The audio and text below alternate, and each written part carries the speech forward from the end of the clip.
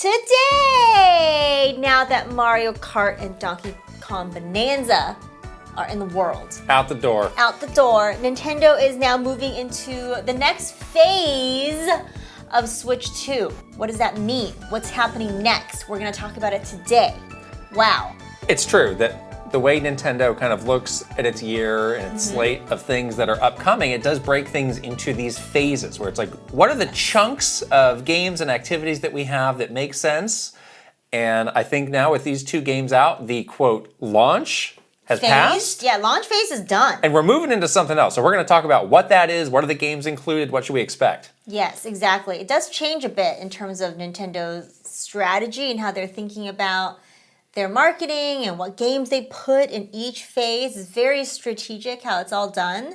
So it is exciting that we're moving right along from sort of the big launch of Switch 2 into something a bit different. And then soon enough, we'll be in an even different phase. Yeah. So there you go. Let's talk about it. It's very exciting. We have been busy this morning, though, already. Oh, yes. We woke up bright and early to record a fun reaction to the Pokemon Presents. We did not wake up at 6 a.m. No, because we knew it was going to be kind of mid, honestly. I think that was the right call. Yeah, I would have been grumpy. You would have been so I would mad. have been grumpy if I woke up at 6 a.m. to react to a mid Pokemon Presents. To a clay Pokemon? I mean, it's pretty cute. It's pretty cute. It was cute at 8, but not so cute at 6. Yeah. You know what I mean? But yes, as expected, it was a bit of a more light in terms of news and updates. That's why you have to pre-announce it 2 months in advance, though. Exactly. Get everybody ready for the midness. Yes. For the midness. Yes. There is, we'll talk about this when we get to the news, there are some little tidbits of information that have come out since that are actually kind of a little bit interesting, I think. So we'll talk about, yes. News vittles? Tender vittles and nuggets of news. Oh, I love vittles. News nugs. Delicious. Yes. I can't wait. You will be fed those shortly. I'm so excited. Delicious. We yesterday also recorded our Cyberpunk 2077 spoiler cast, and guess what? It's out now. It is out now. Yeah. Very exciting. Out for our wonderful Patreon communities at the Notification Squad and up, and also in our Patreon shop for just $5 measly. $5. 5 eddies? €5 dollars? Five. Well, it's not €5. It's just $5. That's what they call it in the game. I see. Jeez. Your credits. More gonk behavior from you. I'm not a gonk. I'm not preem or a choom at all. I'm going to start calling you that. A choom? You big gonk. Your gonk behavior. If you have not played Cyberpunk, this means literally typical nothing. Gonk behavior from Krysta. They say it like in a weird, that's like, how Keanu Reeves would say it. Yeah, he would say like as he like stands in the corner and smokes. Yeah. Smokes a holographic cigarette. Yeah, it's like glitching out. What a fantastic game! I love it. Honestly, like one of the best ever. So exciting that it came to Switch 2. Because we've been playing Probably this wouldn't game. have done this otherwise. I know. We've been playing this game. You have definitely been playing this game for like a long time. Years and other It came out in 2020. Yes, years on other platforms, replaying it, playing the DLC.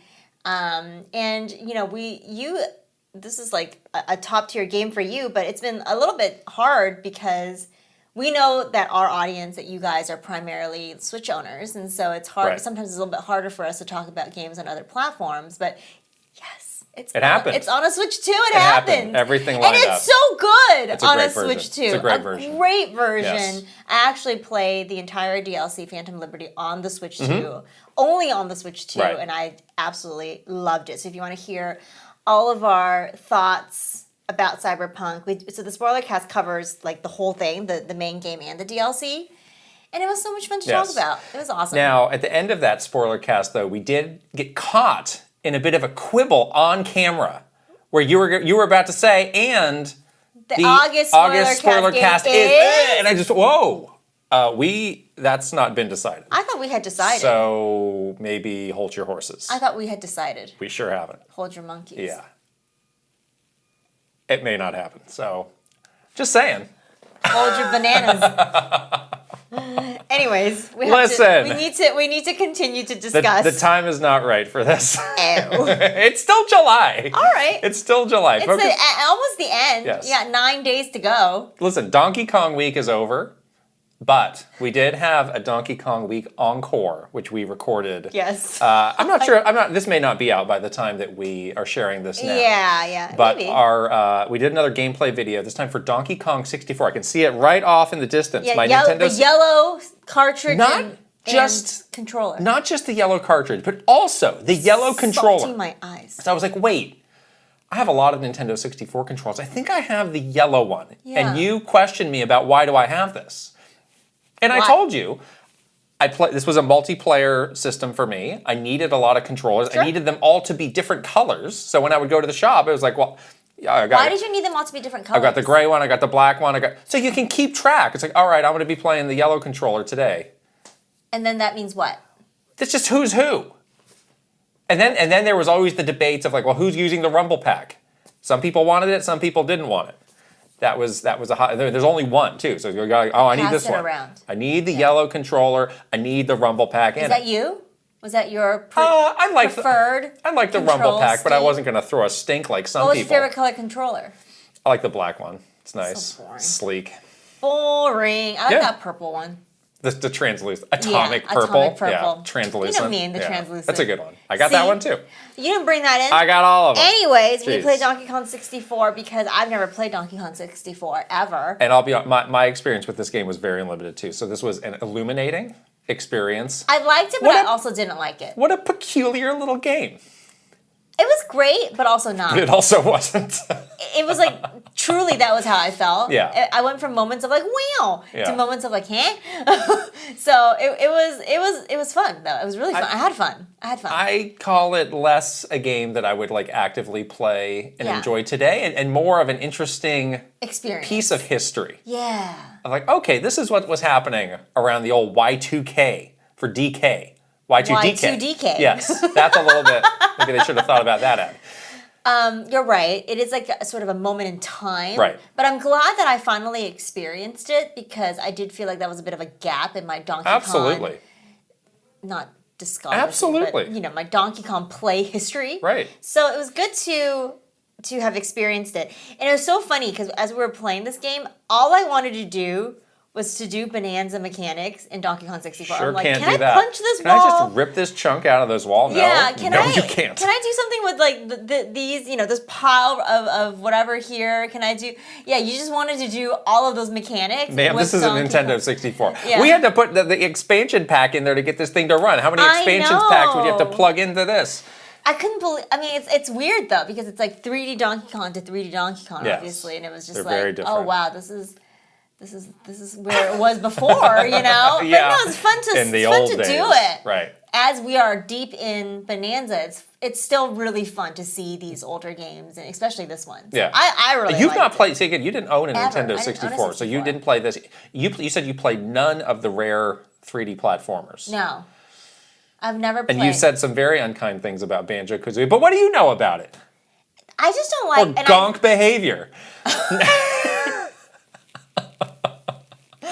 I don't like the camera. Oh. I have a really hard time with it. You If saw you didn't, me with if the you camera. didn't grow up with that camera, With that's going to be just DK64, like... I was doing some crazy stuff. Yeah, with it. You're that's like, what not are you gonna make doing? I was like, I'm trying to turn around. I really like that kind of camera, though. You do. Yeah. You really do like it. Yeah. I was And then okay, sometimes though. the camera would get stuck. It's like doing a 3-point turn with a car, and it's like, oh, now you got to back it around the other way. Because the thing got that's stuck. what I do. Locky 2 with his little fishing rod got stuck. And you got to touch it. You got to know. Sometimes you got to know exactly how many touches of the camera is it going to take for me to go where I need to go. Bap, bap, bap. And there you go. Yeah, I don't have Love that. I don't have that muscle memory. That's the gamer skill that people don't have anymore. Camera control. That's gone. Well, yeah, because you don't have that. You have dynamic, like Weak. 2-stick camera control. Weak. Oh, it's so convenient though. It's so convenient. Got to grow up strong. Also, the finger gymnastics. I'm like, take out the coconut gun and do the Oh thing. my gosh. I was like, It was and too the, many. the It was Z too many and buttons. Left and It was A too and many. B and then A again and then B again. It was too many I buttons. got it though. I was like proud of myself towards the end. I think I was getting it. Yeah. Okay. You don't think so?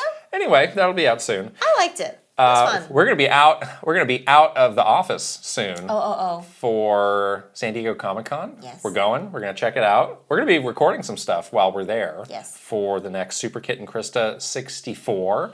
We've been holding off on having our big 100K celebration. That's gonna happen this week, though. Yeah. We're going to one of our favorite restaurants in San Diego. We're gonna record that. We're gonna record Comic-Con. There's a couple things that we've got our eye on in terms of games. Maybe I'll brush elbows with one Mr. Pedro Pascal, who's just everywhere and Apparently, in every single movie, and George Lucas will be there for the first time in years. I think ever.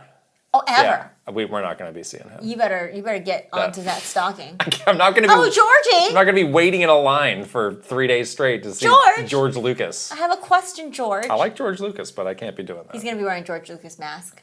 And underneath he's going to have a fake beard over his real beard. It's gonna, he's going to pull it off. Underneath is like another George Lucas mask, and underneath that is Jar Jar Binks? Jar Jar Binks. Yes, and good. underneath that there is George Lucas. Excellent. 3 layers. He loves Jar Jar. He created Jar Jar. He loves Jar Jar. There you go. It's like it's a Mr. Miyamoto and the Pikmin. It's like that. Oh, that's actually not a bad comparison. You know what I mean?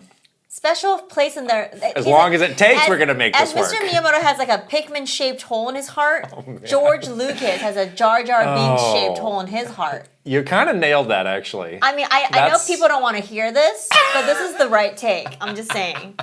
Oh, Who's man. gonk now? Oh, Ain't no one here. Anyways. Okay. Wow. This is off to an interesting start. Okay. All right, phases. We're going to talk about phases. But first, we have a sponsor to shout out. This episode is sponsored by HelloFresh. Yay! Maybe you noticed it's summertime. It's lovely. Wonderful. And that's the season to do all the things that you enjoy and all the things that you have just been waiting to do. Yes. So that, for a lot of people, doesn't mean spending a lot of time in the supermarket, spending more time just chopping things up in the kitchen. This is where HelloFresh comes into play. Exactly. It is so annoying to have to like be trapped in a dark, hot kitchen. No. During the lovely summer days and be forced to make a meal that takes forever and probably doesn't taste that good, honestly. No. So it is so nice to have HelloFresh. They have very fast, quick, home-cooked meals that fit your schedule. The recipes are so delicious. I recently made some chicken katsu. Yeah. It was so good and so easy, and like it was one of my like summer, like you always crave like fried stuff in the summertime, Sure. for me at least. So it was perfect for that, and it took no time at all to throw together. Yeah, look at some of these. We got panko crusted chimichurri barramundi. That's very fun to say. Yeah, I'm chimichurri sure it's barramundi. even better to eat. Sun-dried tomato grilled cheese sandos. Wow. You can take that on a picnic with you too. That sounds great. And now HelloFresh has these new ready-made meals. So you just pop them in the microwave for 3 minutes, Yes. and they're ready. So they got great stuff like we got stir-fried udon with pulled pork and veggies, creamy yum. Alfredo truffle cavatappi. You like a cavatappi? I do like it, and I actually got the Indian-inspired chicken with turmeric rice, and I've been having that for lunch. And it's very good. It's super easy. Yeah, you just pop it into the microwave and it's ready. Nice. And those are just among 60 recipes that you can choose from every week. And look at this. HelloFresh is the #1 meal kit as voted by USA Today's readers. And let me tell you, they know a thing or two about that. So make your summer enjoyable and delicious by signing up for HelloFresh at HelloFresh.com/KitKrysta10FM and get 10 free meals Wow. with a free item for life. Free? For life? Free? That's HelloFresh.com/KitKrysta10FM for 10 free meals and a free item in every box. HelloFresh.com/KitKrysta10FM. 1 per box with an active subscription. Free meals are applied as a discount on the first box. New subscribers only. Varies by plan. Wow. We're going to put the link right here and also in the description box and a QR code for you to scan to get your 10 free meals. Free. Yes. That's no money at all. No, it's great. Free. That's great. Wow. Okay. All right, talking about some phases here. So this is always an interesting to try and guess because, you know, it used to be like, oh, the launch was just the day of the launch, and then the launch is over. Right. And then at some point, you know, we got into this launch window business. It's called launch window. It's the launch window. Yeah, and the launch window usually is from 2 weeks or about a month before the thing comes out. So like, you know, leading up to Right. June 5th, like May 5th, and then June 5th was the launch, obviously, the actual launch. And then there was this period of time after it came out, and again, about a month-ish, where that whole period of time now is called the launch window. Right. And you have specific strategies of what you want to do in that launch window. And you're trying to meet some specific, Nintendo's trying to meet some specific goals in that launch window. And once that's done, then they have like new goals and Right. new priorities for the next phase. And new games they're going to be putting the spotlight on. And new games to get to those new strategies and new goals, they have to have new games, obviously. Yes. So yes. yeah. Exactly. And you know, when we were launching consoles in the holiday, it would be like the launch window goes through the end of the holiday. So there was kind of a natural end point for that. Right, But right. this one's a little bit different, but maybe not, because you have these two kind of bookend games with Mario Kart and Donkey Kong. Yes. That I think a lot of people now have understood. It's like, oh, you know, maybe Donkey Kong could have been a launch game, or maybe they're just two launch quality games that they're being spaced out to really punctuate and have a big first month and a half. Yes. And I think they did that, they achieved that, and now they've got, you know, to turn their sights to some other things. Right, right. So- It was interesting how they did it, because usually there's like sort of one marquee or like tentpole game in the launch window. And obviously for Switch 1, that was Breath of the Wild. Right. And then, of course, it was bolstered by some third-party games and some smaller games as well. But it's a pretty unique, you know, strategy to have two really big games in Mario Kart World and Donkey Kong Bonanza bookending their launch window. It's interesting because they're obviously trying to do some different. They're thinking a little bit differently here. They're trying to reach some different kinds of players. And they're probably thinking about like how Switch 2 is really different from Switch 1 in terms of what they need to communicate about it as well. So I think that all points to why we have this sort of like two-game launch window approach, which is a little bit different for Nintendo. Right, right. So this idea of kind of grouping things together under a common idea, you know, that's something we would do all the time in marketing, and there's a lot of other parts of the company that kind of look at that, look at things that way as well. It does have some pros and cons. Like, it's not a perfect system, but you know, for a company like Nintendo, where there's like so many, this high volume of things happening, high volume of products, like it can be enlightening for people to be like, all right, now we're focusing on this. These are the priorities. Let's put all of our efforts into this. So it does let you group things around like a big message, like, you know, Switch 2 is out now. Look at these great games. But at the same time, sometimes these individual games don't get as much attention, specifically from marketing, as they would if they were just coming out randomly in the middle of the year. That was something that we saw as more time went on. It used to be like, all right, every game gets its own dedicated campaign with a dedicated budget and activities that are dedicated just for that. And as time went on, that would still happen for really big games. But more games would just get lumped into these phase-specific plans. Yeah. And sometimes phase and audience specific. And honestly, sometimes some of those games got lost in the mix. And some of those plans were so bad, to be quite honest. Dads and Grats? I was just gonna say, there were these plans around like seasonal tax seasonal things. And yeah, there was a tax season plan. It's like the whole point of that plan was like people have money from their tax returns, so they should spend it on video games. Like, okay, yeah, right. And then they had these, you know, Mother's Day, Father's Days, Dads and Grads, Grads and Lads, Lads and Brads, or we targeted only people named Brad. But yeah, these sort of like phase/audience campaigns, it's good in terms of like you can maybe focus on a specific kind of people that you're talking to, but also to your point, it's kind of like the short end of the stick for a lot of these games that could have had a better chance. But since they got lumped into Dads, Lads, Grads, and Brads, like that game had no shot in hell, you know, to get any kind of, you know, attention and there's no budget. There's no budget to do anything. Right. And it's like some things that you're like, oh, well, it wasn't, and you can say like, oh, it was in a sizzle reel, or oh, it was on the website. We're kind of grouped together, but it's like, oh, did you actually do anything unique to help these games off the ground? And no one knew about what was unique about that game because it got lumped into a campaign. Right. The other thing that's really interesting about this specific approach with Switch 2 is, we all got the sense, and we know now for sure that Nintendo is now doing something that they did not do ever in the past, which is talk more about specs, talk more about hardware capabilities, talk more about, what the system is able to do now. And they're trying to showcase that. And I think they did a good job with Mario Kart, obviously, to showcase that. But they did an even better job with Donkey Kong Bonanza to really showcase like the technical sort of leap that Switch 2 has made.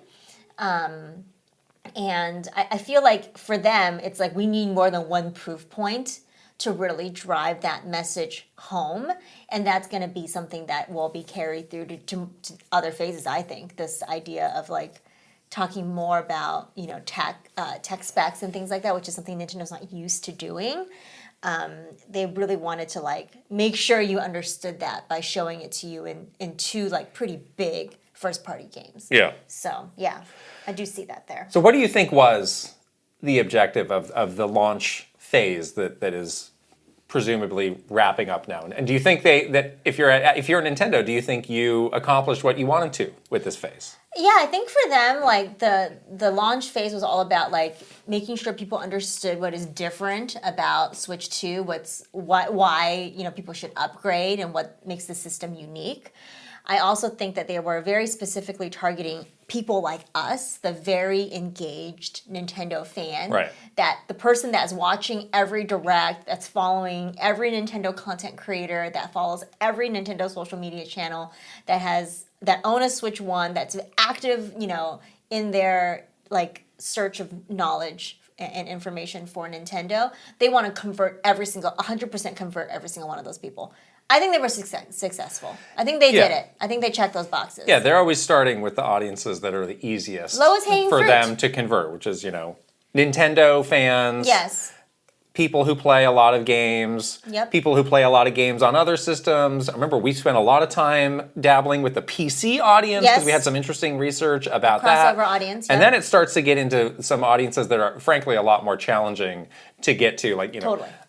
Families, kids, moms. These were all, Yep. Or lapsed gamers. Lapsed gamers are real hard. Right. People who fell out of gaming for a while.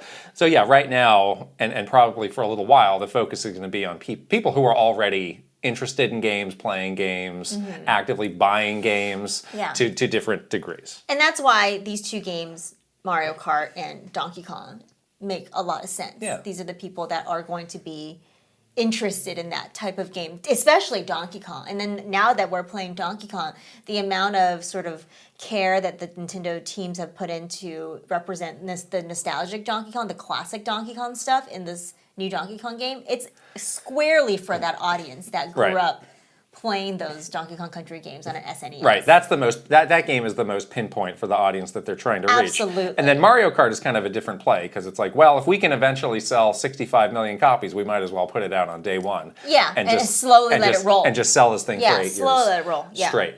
I think, again, like, people might think that these objectives are a lot more complex than they actually are. Like, I guarantee you there was one that was like, record-breaking sales for the Switch 2, surpassed the original Switch 1 launch, so they absolutely did that. Yeah, I think they're very happy with their progress. I think so too. Drive adoption of Mario Kart World and Donkey Kong Bonanza. Quickly move the Mario Kart audience to buy that next game. Like you were saying, ensure people understand what's new and cool about a Switch 2. That's one they're going to have to keep working on. But I think, by and large, they're very pleased with what they've done. This is the easy part, though. Yeah. This is the easiest part.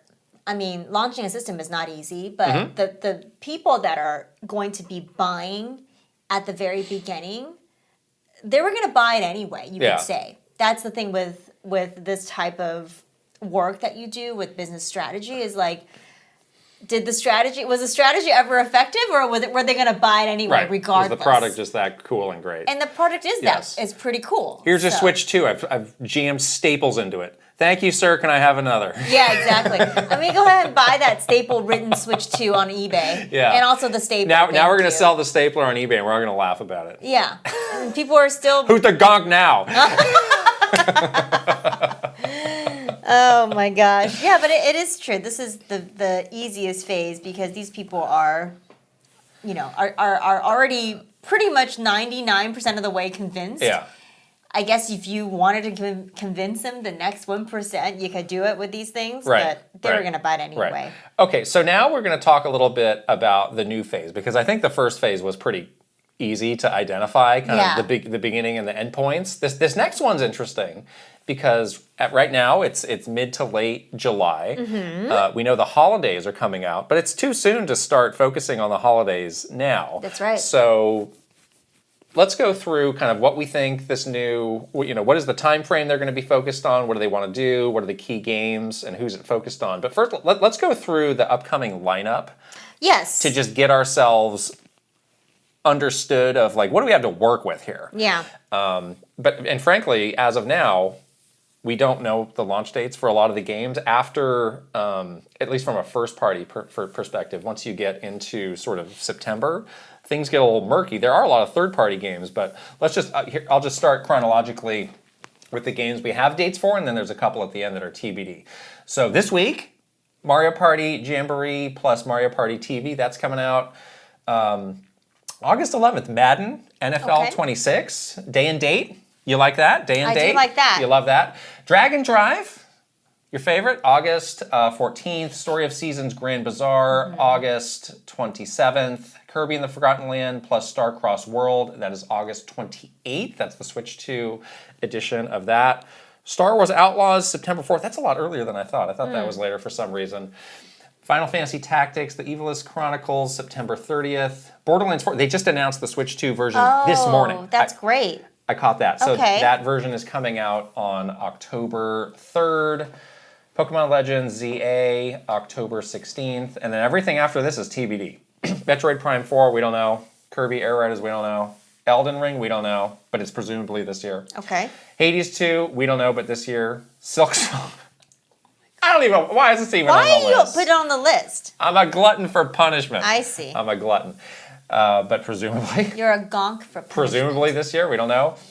Final Fantasy VII Remake, they've said 2025 winter, so late 2025. And then, of course, Hyrule Warriors Age of Imprisonment is winter this year as well. Okay. So when you look at that, and you're thinking about, well, what can I piece together to weave an interesting message for people? What's catching your eye here? Yeah, this is interesting because you do kind of see the lull coming. Yeah. Like you see the cliff coming, which is kind of a scary thought. The big elephant in the room, obviously, is we don't know if there is going to be a late July Nintendo Direct that may answer or fill in some of these gaps. Sure. Especially around Metroid Prime 4, I think. That's the big one that is a huge looming question mark in terms of like what they're doing with what audience and what timing. Like that is just a big giant black hole. But just looking at what we have right now and with the dates that are already announced, it does feel like this next phase is feeling like a bit of a lower key, like summer campaign. They do see these seasonal campaigns, like I said, they're oftentimes quite crappy. So we'll see how this one goes. But it's sort of like a filler summer campaign. You can see that they very lifestyle oriented. Exactly. Like, we're on a road trip. We're on a road trip with the Mario Party. We're playing the multiplayer Dragon Drive. We're doing the fun, like Kirby. Mom and Dad are playing Kirby with the kids in front of a campfire or something. It's one of those like kind of sort of, exactly, more lifestyle, a little bit more family oriented as well, I think, especially with Mario Party and Kirby being the two probably bigger first party games, even though those are just kind of Switch 2 editions versus a brand new game. But these are like in that family time kind of realm. Also, in this phase, I think there's probably some discussion inside Nintendo about back to school. It's like, this is the last chance to have some family time with your kid before they go back to school. So it's like one of those very like lifestyle messaging kind of things that they're doing. That's what I think. Yeah, I what's coming to mind for me is again, the timing is interesting because it's too soon to start the holiday campaign, but it's not that far off. And that was something that we got drilled into us all the time was like... Start early. The holidays start earlier and earlier every year. Yeah. So like I would not be surprised to see them start some sort of holiday activity in like September. September for sure. No joke. And you might like recoil at that, like, oh my gosh, I don't even want to think about the holidays in September. But like it is true. Like there are people who start like buying things and like squirreling them away. It's like for gifts, not for themselves, as early as September. Or they start thinking about like, right, what am I going to buy? Planning, yes, you know? Exactly. Yeah. So I think there's going to be a period where there's a bit of overlap between some phases. Yeah. So again, the holiday phase, let's say that starts in like mid September and goes through the end of the year. I think there's going to be another phase starting now and going through, let's say, mid October. Yeah. And that's going to be a bit more kind of game focused. And I do think they are going to feel some pressure to do some ring kissing with some of these third-party games. I'm looking at Madden. We got they're definitely. We got a big ring on the finger of Electronic Arts that we need to kiss. A big NFL ring. And it's like no joke. Like getting these games is like a big deal. Yeah. And like the third party team takes that really seriously, and they're like, we need to make these games a hit because there's no guarantee that if this one doesn't work, we may not get Madden 27. That's right. So we need to make this work. Yeah, I'm looking at Madden. I'm looking at Star Wars. I'm looking at Borderlands, and I'm looking at Yes. Final Fantasy. Yes. Absolutely. Although Square Enix is kind of in their pocket, so it's probably fine. Borderlands is an absolute ring kiss. Yes. They might do a dedicated campaign for that. Yes. They may be forced to. Right, and then I think Star Wars, they're like, well, that's a big mass property. Yes. There's that's a good There's match. An opportunity. That's actually a good match for the Nintendo there. audience. And then I think we just need to make an assumption about Metroid Prime to have this discussion. Like for the sake of this conference, let's just say like mid to late September. I think it's September. And then so then for a first party standpoint, that's the star game. Yes. And from a first party standpoint, you're putting all of your attention on that, but you're also finding opportunities for these third party games because it is cool. Madden was really not on the original Switch. It's a big deal if you're here in the United States. Not so much everywhere else. Yeah. So I actually think in terms of a message, it's not quite as easy. Right. It's versus a little messy. The thing is out, you need to buy it. It's the holidays, you need to buy something. It's like you do need to be a bit more focused in kind of getting the message out for some of these games. The thing too that they're going to have to grapple with is when do they switch over from talking to the capital G gamers, Nintendo fans like us, to that more like family kid audience. Yeah. Because they're going to have to straddle that line. And they may be forced to move over to that kids message a bit earlier than they would have liked because of the summer lineup being a bit lighter, right? In terms of games that the Nintendo core audience wants to play. Again, I think there's going to be overlap. I think I would say don't be surprised if you see like within the span of a day, if you're just like consuming things, two very different ads from Nintendo. Yes, exactly. Like one that's like a bit more of like a summer message, maybe more for like like real gamers, and then one where it's like a family playing a Switch 2. Totally. I do not be surprised if you see that because I think that's just the way that they're going to have to do it. They have to. Like again, it's late July. You do need to give these campaigns a bit of time to breathe and to set in and to have them be effective. You can't just like run it for a month and just dump it. Also, it's expensive. Yeah. Really expensive to make these. And so you can't you want to get your money's worth a little bit, So you don't want to have it run too short. And then the fact, just the reality of it is, they're probably just like gasping to the finish line of this launch phase. And it's like, oh my gosh, now we have to think about this summer campaign and this holiday, and they're both due at the same time, and oh my gosh, I got nothing. Yeah. Like they're running on empty right now. Yeah, fumes. It's not like day one. Oh, everything's ready and it's perfect and it's approved and it's ready to go. It's like no, there's things that they're probably still catching up on some things from the launch. They totally are. They got people on vacation in July. Like Poconos, people are in the Poconos. We can't get this approved because Doug Bowser's in the Poconos for 2 weeks. He told us to leave him alone. All of that stuff, that stuff happens. That definitely happens. That drove me crazy because it's like, oh, we can't do anything on this big project for 2 weeks because some executives on On vacation. Well, how about he just steps to the side and we keep going and let the other executives approve it? Exactly. It's such an approval by committee kind of place Yes. where everybody has to approve. And it's like, well, that person isn't here, so does he waive his right to approve? It's crazy. It's crazy. It's crazy, like the demand to do everything like lickety-split fast, but also like, well, hold up and wait. Because it's like, oh well, we can't even get on such and such a schedule for 3 weeks. So Yeah, there's it's not here. There's nothing. But even it's like, oh well, they're booked up. What? Yeah, that's true. You're booked up. Here comes the 8 a.m. meeting where they're gonna do, Right, so- where they're gonna reject So you. you can wait 3 weeks, or you can schedule a 7:30 a.m. meeting where they're mad And we'll reject your because idea. you made them do a meeting at 7:30. They're going to let you have it, and your thing's not going to work. So it's like, well, what can I do? It's a lose-lose. do nothing. Do nothing. It's always an option. It's not an option. It's a lose-lose. It's not. It's a lose-lose. It ain't an option there. And you can't have an No. option to do nothing. No, it's not. Yeah, exactly. So it's a bit of a jumble of what they're going to have to do to continue to be successful. This is why we were saying the launch phase. Yeah, it's a lot of work, but it's easy. It's easy stuff. yeah. You're just shooting fish in a barrel. Right. Like it doesn't matter now. But now you're in the ocean.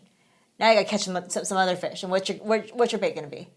You don't know. Or you do know and you don't have it. Right. Or you do know and the bait's not approved.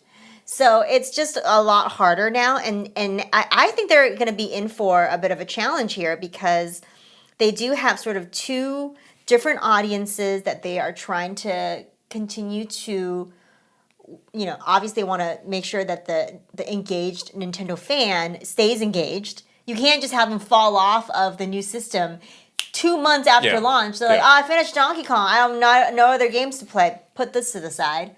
You can't do that. You can't let that happen. That would be terrible. That would No. be detrimental. And then you got this like sort of kids audience that you're like, you still really don't have them yet because the system is so expensive. Right.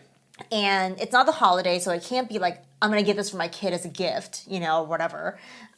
So you're still like kind of grappling with, okay, what can I do to keep them like at least in the ecosystem? Maybe it is through a Switch 1, or something. So you got like a lot of like kind of balls in the air and you have to figure out how to balance all of that stuff. Well, that's an interesting thing that you just mentioned, which is there some other like lower priority campaign that's like Switch 1 support? Probably. For people Has who are to like, be. I'm not ready to buy a Switch 2. All right now. those kids, they probably don't. And they can't get it. Maybe that's what makes sense for us to get, or maybe we already have a Switch 1 and we're not going to upgrade, so we need to do Yeah. something driving that. That's a whole other kind of lower layer of thing. Because you go to a store, like there's still a lot of Switches out there. I do still see, and again, I don't know how many stores you've popped into. Every time I go, I see like one or two Switch 2's I do too. behind the glass. And I saw, I still get these stupid emails from Best Buy for when I pre-ordered my Switch there. But they had sent me a message recently that was like, Donkey Kong Bonanza available, Yeah. and we have Switch 2's. And we Okay. have Switch 2. So you can come, if Nice. you were waiting to buy a Switch 2 for Donkey Kong, we got them. Yeah. Come in yeah. and get it. No, Yeah, I mean- no line, no pre-order, Yeah. nothing. That's a feather in their hat. It's just like it is still a hot product. People do still want this. So like from a marketing messaging standpoint, it may be a tricky needle to thread, but there's some amount of like just naturally people will be going out to find these and buy these for a little while. But you are running to that thing into that end point where like the everyone that has wanted to get it will have eventually gotten it. And then you need to expand the audience. And I feel like they're starting to think about that, especially with the lineup of, these like more multiplayer family party games and things like that. But they know because we saw Mr. Furukawa's answer from the investors, the shareholders meeting, that they're watching very carefully on the price and whether or not Yep. this is too expensive for Yep. a kid's audience. This is a point of concern for them already. Totally. They know. And so now they're going to have to figure out like how to do that whilst keeping people like us, the core gamers, invested and engaged. Yeah. Because how easy is it for you to jump to another thing? So easy. You have Oh, yeah. a million options. It's very easy. You have 3 other consoles plus a PC that you could play, anytime. No problem. with tons of games for you to play. So if they don't have the next thing that will capture your attention, for sure you're going to play something else. You're not waiting around to play some like Dragon Drive on August 14th. Who cares about that? Taking a week off. Taking the week off, yeah. What are the games, based on what we know, that stand to be winners or losers on this approach? Yeah. Well, they're going to have to kiss some rings for the third-party games. So the third-party games are probably winners because they will be putting some attention around them, like some dedicated attention around them.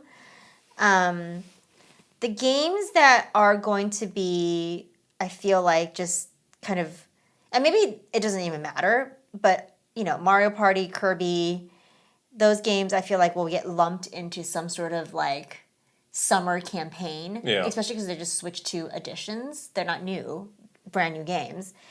And you know, they've been included in stuff already. They were included in that Switch 2 Direct. Already people were kind of like, whatever. They were included in those hands-on demos. People were like, yeah, okay, I tried it out, whatever. So like, maybe it's just what it is, whatever, you know? Yeah, I think Mario Party is one of those games that'll just do its thing on the shelf. People's like, oh yeah, that's a fun thing to play. Family game. We can do goofy stuff with the camera, fine. Yeah, Kirby's one that I'm not sure about. I mean, we don't know like how substantial is this edition that they're making. We don't know. Like for people who have the game, like is the value gonna make sense again? How much is it again? If people are already like spent out on buying all this stuff. How much is it again? Do we know? Is it I think it's a $20. I believe it's a $20. That's kind of expensive, upgrade actually. Exactly. So that's kind of expensive. People might take a wait and see approach on that. Yeah. I'll be honest. I'm still worried about Metroid Prime 4 because. Oh, I'm very worried about Metroid Prime 4. Even if it gets the primo, top of the ladder placement in whatever campaign they're doing. We just assumed that this game was coming out in late September. That's in 2 months. And in 2 months, we don't even know a launch date. We know basically no details about this game. They can turn it around real fast. Like there could be a Metroid Prime 4 Direct tomorrow that answers every question of our question. But they can do a Metroid Prime 4 Direct, and it would be like if they did it like the Donkey Kong Bonanza Direct, and we were all just like, we're so in, we're so hyped. Like that could happen at any moment. Yeah, absolutely. Or they could delay the game. That's also a possibility. Yeah, I mean, any of these. I'm getting really suspicious. Listen, any of these games, like Metroid, Kirby, I actually think Hyrule Warriors is going to come out this year. I think both of those are like, I don't know.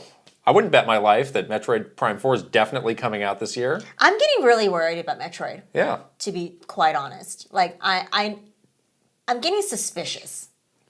That's fair. There's a lot of things that they've been doing with that game that makes me highly suspicious. About what? Something is not adding up. About the quality? Yes. Oh, the quality. They might be running into something. There's something that they're running into that's giving them a hard time. I'm less worried about the quality. I'm more worried about like, is this game actually coming out this year? Well, maybe they're trying to fix something. Okay. Oh boy. Okay. Yeah. I mean, they're not going to put it out until it's perfect. Because that's what they do. Right. They're not, they're not the type of, they won't put out a subpar experience. So that's why I'm thinking, like, could there be another delay because they're running into some challenges? This game has been plagued from the beginning, truly. It might be just cursed. It's been dealing with a rough hand. It's been dealt a rough hand. Yeah. Exactly. And it's not anyone's fault. It's just been really rocky.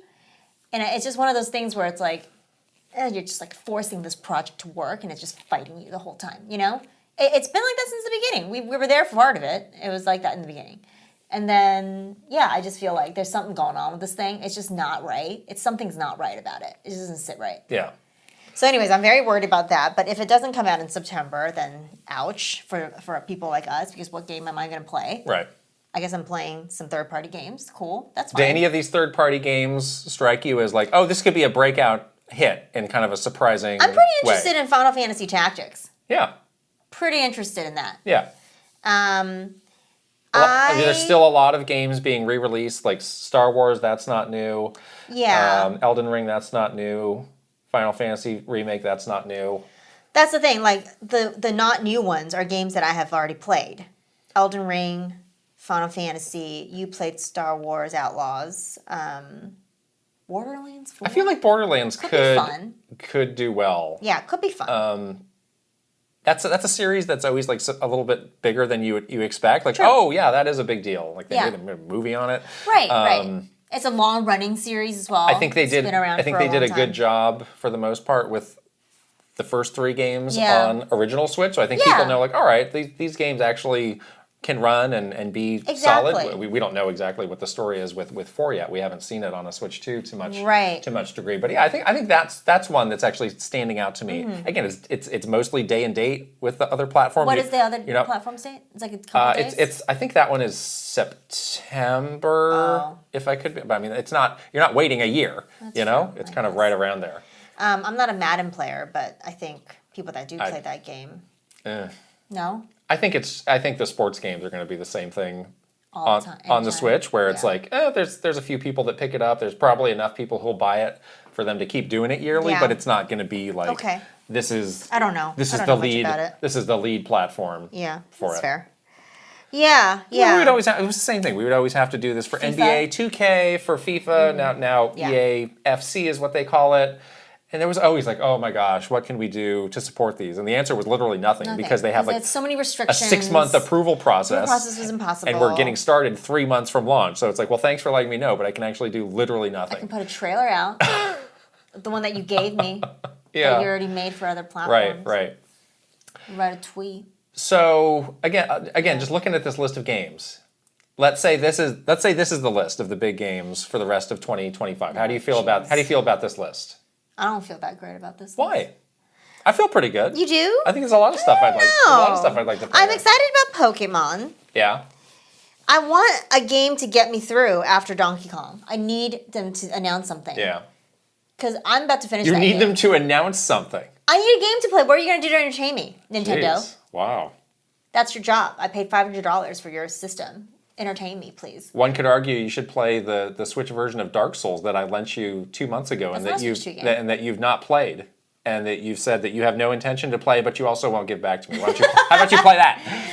I need them to tell me what is the next game after Donkey Kong. That's what I Mario need. Party. Get your camera out. No, I won't be doing that. I won't be doing that. It is so dumb. I'm sorry. It's a Kinect game.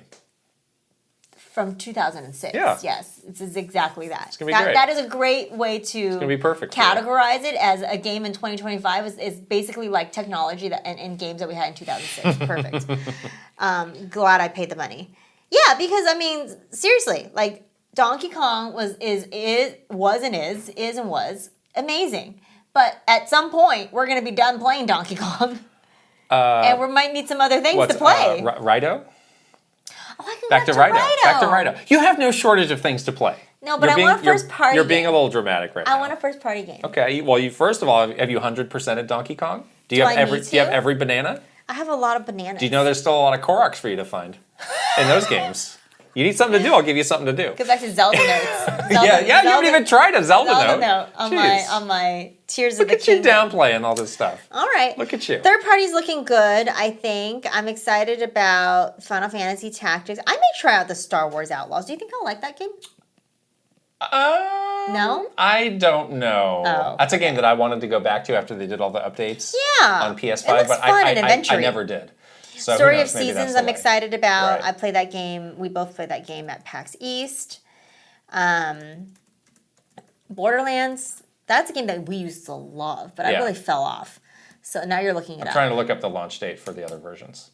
I'm excited about Borderlands. September 12th. So it's like 3-ish weeks between I'll wait. the versions. I'll wait That's not and bad. get a Switch 2 version. That's not bad. That's fine. I can wait for that. So you're definitely getting Borderlands 4? I guess if they're not going Oh. to announce any other game for me to play, Wow. because I'm forced to get Borderlands. Yeah, it is a bit of a gap for like the diehard Nintendo fans. Me. From DK whenever you finish Donkey Kong To what? To Metroid. to Probably Metroid. the next thing. To probably Metroid. Possibly. You just said Metroid's getting delayed, and now it's definitely well, Metroid. Make up your mind. They better make it work to Yeah. make sure that I'm entertained. Yeah. I'm a brat. I know. I Yeah. don't care. Okay. I'm a spoiled princess, and I need my games. Yeah, then you're good. So let's say if they have, let's say Metroid in September, then that's cool. You finish Donkey Kong. You can play some third-party games in the summer. Wait for Metroid. At least you have Metroid on the horizon. Kind of like what we did with Donkey Kong. We're like, oh, great, Donkey Kong's coming out in like 2 weeks, after we were kind of like winding down a bit on Mario Kart. It's like, oh, perfect, we have something to look forward to. Right. So now you need the next thing to look forward to. You're like, okay, now I'm like winding down with Donkey Kong. I've collected, every banana or whatever. I need to like look forward to the next game. So hopefully that is Metroid in September, and then you get Pokemon in October. All right. And that feels okay. But if there's no Metroid, then I'll be upset. Have you considered reading a book? I do. Have you considered calling your mother? I called my mother. Have you considered? Saw my mother recently. So this she whole. would like to know what's on the. Oh, she's interested too. lineup. Okay. This whole discussion that we had about the audience and like how right now like they need to keep these players, they need to convert all of these active fans and people, whether they're Nintendo fans or other gaming fans. Yeah. That's why like there's these persistent rumors about this new Animal Crossing game. Yeah. And again, I'm not saying it is or isn't going to happen, but just based on the way that like we know Nintendo thinks about Animal Crossing, like that's it's not really for now is not really the time for Animal Crossing. You don't pull that lever until you really need it. And who knows? I mean, there was a long build up from when New Horizons was first it got teased a bunch of times, and then it eventually came out.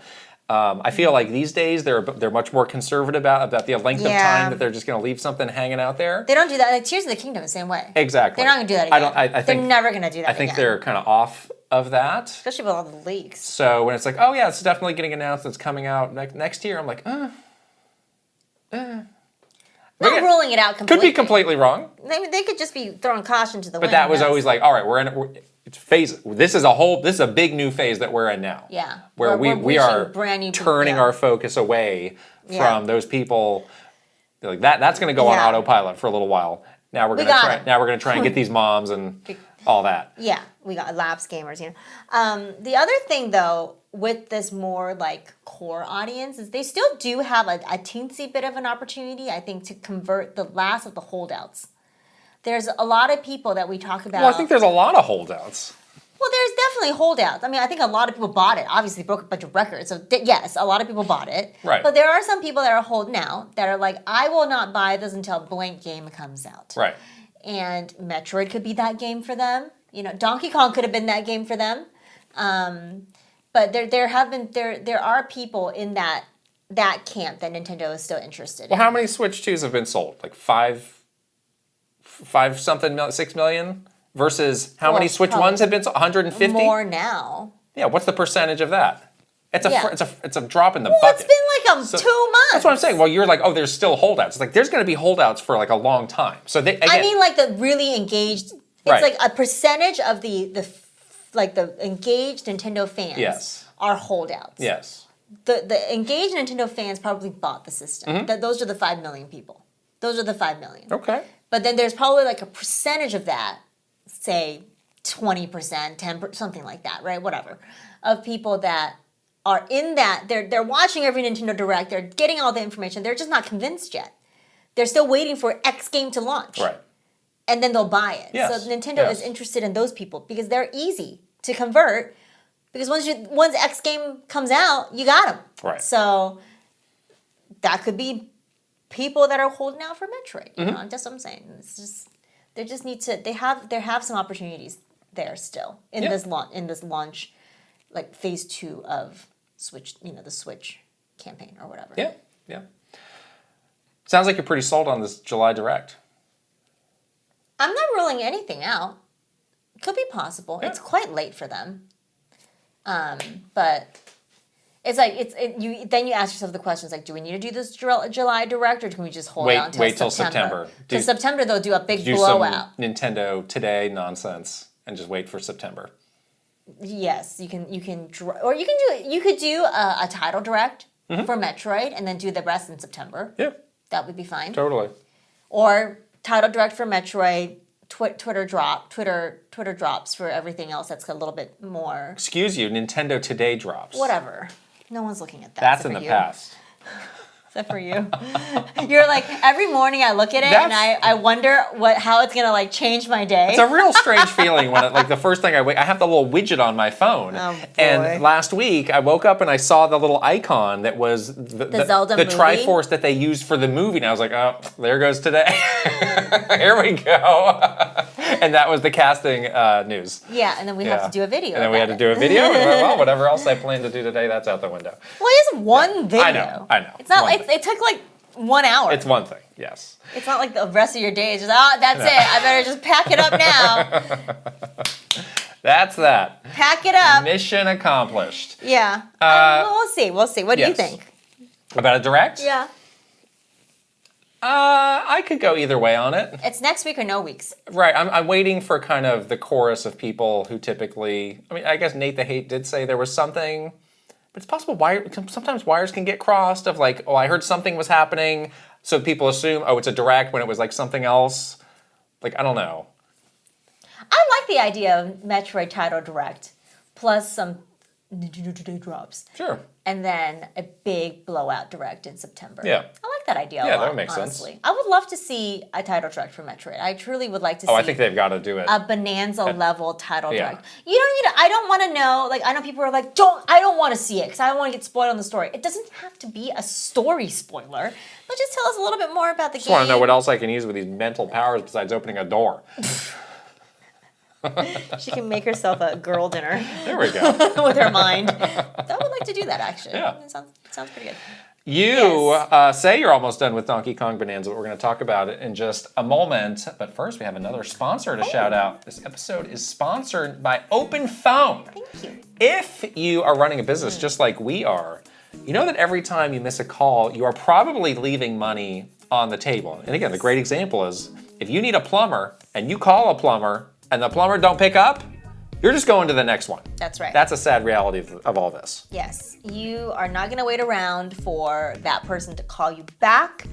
So if you get Open Phone, you have a system that streamlines all of your calls, all of your customer communications through an app that you can use on your phone and or your computer. And you don't have to be carrying around two phones. You don't have to worry about a landline. Forget that. You don't have to do any of that antiquated stuff. You No. can just have this one streamlined thing on your phone and computer. Yes, Open Phone is actually the #1 business phone system that streamlines and scales your customer communications. Like you said, there's an app. You can just share one number, make sure to just pool it all together. And there's even an automated agent that can be set up just a few minutes to handle all the after hours stuff. That's so nice. Because who wants to be waiting for a phone call 24/7? You don't want to be staying up all night. No. You can just have this assistant help you out with that. So, yeah, especially if you are a small business, if you're like a one-person operation, or in our case, a two-person operation, you don't want to be drowning in calls and texts. You got other stuff that you need to be doing. So let Open Phone do it for you. Find out why over 60,000 businesses trust Open Phone. Open Phone is offering our listeners 20% off your first 6 months at openphone.com/KitandKrysta. That's openphone.com/KitandKrysta. And if you have existing numbers with another service, Open Phone will port them over at no extra charge. Open Phone, no missed calls, no missed customers. We will put the link here with a QR code and also in the description below. Yes. All right, Donkey Kong though. The games we're playing this week is a single game. It's Donkey Kong. It's Donkey Kong Bonanza. Yes. We did our podcast last week late, unusually at the end of the week. Yes, because we're trying to play as much of the game as possible. So there was we did first impressions. And there was no time and frankly no interest in playing anything else. So it's a one game category this week of the game we're playing. Yeah, you're swept away by a banana. Now we're quite deep in the game. We've had obviously since that last first impressions video. We played many more hours. We'll tell you how we're doing now. We'll try and keep this as spoiler free as we can. Again, we have not finished the game, so there's only so much we could even spoil you on in the first place. So I guess what layer are you on? I'm not even going to say what you're not even going to say. I don't want to tell people and spoil them. Number? 100, 200, 902. 900. Yes. I think that's where I might be on 901, but I'm right around there too. Well, I spent 6 hours in one of the layers because I loved it too much. I'm curious about what you were doing on that layer. For 6 hours, Because it was amazing. because I wanted to hang out on that layer too, but I felt like the game railroaded me out of there. Oh no, They were like, do this thing, and then I did it. This is what I tip. This is how I play this game. So I get to a layer, right? And then there's like that little objective, like the main story objective. Go here. Yeah. I ignore that for as long as I can. I basically then just try to look around that entire layer, start to explore, start to dig around. I'll go talk to all the NPCs. Like some of them will tell you like, oh, here's a banana over there, or like do this challenge, or the little constructone that can like open doors for you, or put barrels up for you. Right. I'll go do all of that. And then, naturally, if I feel like, okay, I think I've done everything I wanted to do here, like I think I've, gotten everything. And I look at the little like collection tab. I'm far from being a completionist, obviously, but sometimes I'm like, okay, yeah, I've gotten like over half the bananas in this I almost layer. never. So what can you find out on the screen? I almost never look at that. I'll go to screen. the map and then press Y. And it tells you the total number that are available. That's right. On each. Oh. Yep. Okay. Well, that'll be helpful later. Yeah. Right now I'm just very stream of conscious, and for that, so that's the 800 layer that we're talking about. Typically, they've got a number of things for you to do, so I just figured when I do the first objective, it'll just here's the next objective. But it was like, nope, now the hole's open and down you're going. It's like, wait, I wasn't ready for this. Oh, so and now I'm swept up at the 900 layer. Yeah, see, I don't do that. So I don't go to the main objective until I'm ready to leave. Oh. And sometimes I'll even go back to the other layers. But it's true though. Like most of the other layers have a number of other objectives for you to do. I try to exhaust all those things first before I even move on to the objective. Like I try to like really explore it. Like I will talk to everybody. Right. I will go and like dig through anything. I'm using my like little sonar a whole bunch to see what's in the things. So you said they'll tell you the total number of bananas. Will they also tell you fossils and all that stuff? Yes, all of it. Oh boy. Yeah. I should really be looking at There's that like more. 400 total bananas in the game, I think. Something like that. I think it's more than that. No, it's like out of 400. Gene Park has 800 bananas. Oh, maybe so 800. I don't know. I don't remember.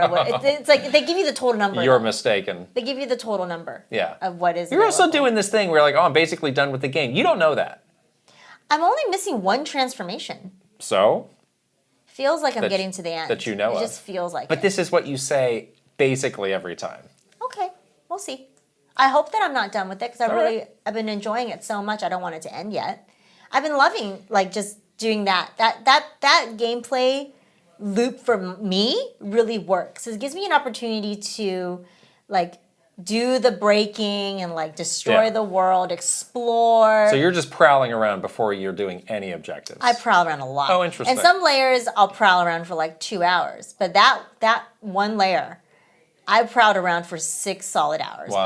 I was there for like a day and a half. It was great. Yeah. I had so much fun. I absolutely just loved the look of it. I was just like, oh my gosh, it was just very satisfying. Like the thing that they were asking you to do in that layer was extremely satisfying. I think if you know what I'm talking about, just like leave it in the comments because I think you might know what I'm talking about. But I was just like wowed. That was a true wow moment for me. Like when I got there, my eyes were just like, woo! It was so beautiful. It was so fun to look at, so fun to explore. But yes, I finally made it out of there, and now I'm in the 900s. I'm actually about to go even further down. Like you're about to wrap that one up. I've already defeated the thing, the boss and stuff in that layer, and I had just opened up the big hole to go down, so I'm going down to 10, I guess, or whatever is next. Okay. Yeah. Okay. Yeah. And I got the transformation in that layer. Yeah. So now in my skill tree, I'm only missing one. Only one thing is grayed out in terms of transformations. And the transformation you get in the 900 layer, was that in the direct or not? I don't think it was. Don't say it. I'm not. Okay. But I like that one a lot. Me too. Yeah. That's probably my favorite one so far. Yeah, I think I like the first one, the Kong Bonanza. That wasn't the direct. I'm a little hit or miss on some of these transformations Same. so far. The Kong one's great. The Kong one, I use that one a lot. So which were the ones in the direct so we can safely mention those? The Kong, the zebra, and the bird. Okay, the ostrich. We're all in the direct, yes. Yeah, the ostrich is pretty useful, so you can fly around. I really like the ostrich. It looks disgusting. It's like unhinged. The in the look way that of these, it's a lot of horrible. these is kind of interesting. Well, the Kong one's cute. Yeah. That's just like another monkey kind of thing. But The zebra is a little questionable. We were both saying the zebra doesn't have stripes. It's like Well, no, it's not black and it's white. not black and white. Right. It's like, on dogs, they call it brindle, where it's Yeah. kind of like, it's almost like a tiger-ish pattern. bulldogs have that. Right. Brindle or like boxers or yeah. something, like with a darker pattern. Yeah. It's more like that than It's a not traditional like a zebra. traditional zebra. Right. The area that you get the zebra transformation is also amazing. It's probably one of my Right. other favorite layers. That area I thought was just so cool. Yeah. And so much fun. I And think the zebra transformation is my least favorite it's my least used. because I thought, I was like, well, you're going to be going really fast on this, but you seem to just move at the same speed. But it can Well, get you're you like light. It can get you over these things that would otherwise just crumble Right, like under you. But that only was useful in that one layer. Really. Well, I think I like the other ones because I can go back to them for different reasons on different layers. That's what I'm saying. I've been seeing some interesting stuff of people saying like, yeah, with the ostrich, you can kind of break the game, but the game kind of knows that you can do it, so it compensates for it. Like you can skip bosses, you can skip a lot of stuff if you're sneaky in using the ostrich to fly around. Oh, I fly around a lot.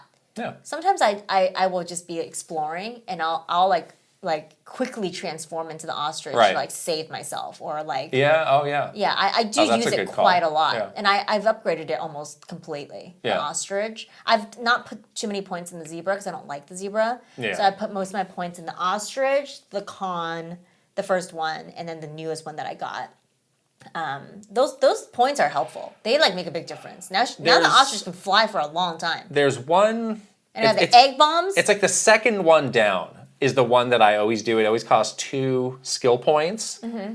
I always do that one for every transformation. I don't think I've put points into any of the other ones. Oh, I have. though. I'm deep I just in haven't those found points. them to be that. I like that my useful. ostrich egg bomb. That's a cool one. That's fun. Yeah, I could get that one, but some of the other ones, it's like, Really fun. I guess I got some other stuff I could invest in. Yeah. That feels a My bit Donkey more useful Kong, right like now. base skill set is pretty good too. Yeah, what are you focused on? I just kind of like upgraded all the base stats, like health. I have Okay. like I think I have 5 hearts now, base hearts.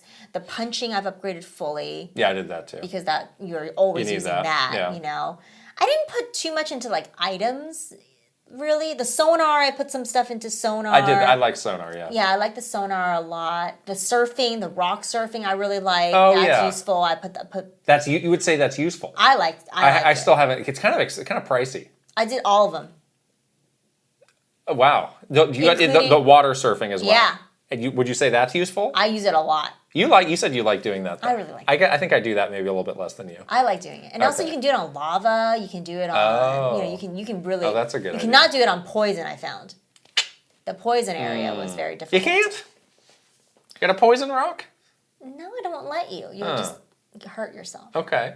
I like how that they call it the poison tingly. They're like, ooh, it tingles. I'm like, I think it's more than tingling. You're you. I think dying. you're dying. Like, but okay, whatever. Yeah, but I have been absolutely loving it. It's been so much fun to do that. I think that loop works. It's very addictive. And like I always get stuck doing that thing where it's like, I'll just do one more thing and then I'll stop. Absolutely. And then I've done 25 more things. very and hard to 2 stop. o'clock in the It's morning. very hard to so stop, though. I have not been. Yeah, I've been, Yeah. been bad about trying to stop on time to go to bed or something. Right. 'Cause I just like on my whole Saturday, I don't think I did anything else. I always play that game all day, and I couldn't stop, Yeah. and I fully enjoyed it. Yeah. Yeah. Yeah. These days, there's not many games that I tried. Definitely not 100%, or I'm even not gonna or even like go back to get Yeah. a lot of the stuff. But this game, I definitely will and definitely want to do that. Although my thinking on that has changed a little bit. I was previously really taking my time and kind of leisurely going through some of these. But now I keep seeing these people saying like, oh my gosh, the ending blew my mind. This is one of the best endings Nintendo's ever had. Nintendo, you're crazy. And it's like, oh, I kind of want to see this ending. So maybe, I don't know, maybe I'll pick up the pace and do some of that stuff afterwards. I won't. I don't know. I know I won't do it. But you just said you got no games to play. I just don't like going back in games. I think in a game like this, I think I would. Because I do want to take in the scenery a lot more. And I think that's what I did with Odyssey and enjoyed it quite a bit. See, I didn't do that with Odyssey. You didn't do that with Odyssey. And I want, like, for Tears of the Kingdom, I basically said I will not go defeat Ganon until I have done everything I wanted to, which is why it took me so long Yeah. to get to the end because I have been doing that underground map for like weeks, and 300, 280 hours later or whatever, then I finally went and was like, okay, I'm done. Right. I'm going to defeat Ganon and stop playing this game. So that's what I'm doing. I'm going to do that. I think that works for me, where I feel motivated to only do the other things when I have like the final objective still ahead of me, you know? So I like the way that I'm doing it because it's like, good. Like, I don't have to do the main objective right now. Like, I can just enjoy exploring this layer, and then when I feel naturally like, I think I'm good on this now. I feel like I saw what I wanted to see. Yeah. Then I'll move on. Right. And then you know, when I get to the end, I'll get to the end. We'll see. Like, I'm not in a hurry. I'm not in a hurry at all. Okay. I want to savor it as much Don't as get I spoiled. can. Yeah, don't get spoiled. Yeah, Don't it's get okay. spoiled. That's my fear. I don't think I'm online as much as you are, so hopefully I don't get spoiled. We have a question coming up later in the episode about getting spoiled. Yeah, I'm not really. You're a lot more than I am, but usually if I'm not doing our stuff and like doing stuff for us, I'm like, no, I'm not looking at this. I barely look. So Okay. yeah. Okay. Yeah. I want to talk about this tweet that was going a little viral over the weekend because I think it's an interesting just kind of conversation point around how people might perceive the game. I'll just read it.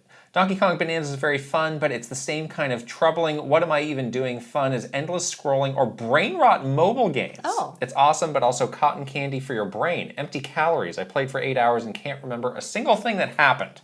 How do you feel about this? I don't agree with it being brain rot, but I kind of see I kind of see where this person is going though, and I kind of understand where this person is coming from. Okay. In terms of the feeling that this game gives you, this act of destroying and kind of just breaking the game, you know, essentially. Breaking everything in the game essentially feels kind of like, and I described it to you this way, like it's kind of like a fidget spinner that's a game.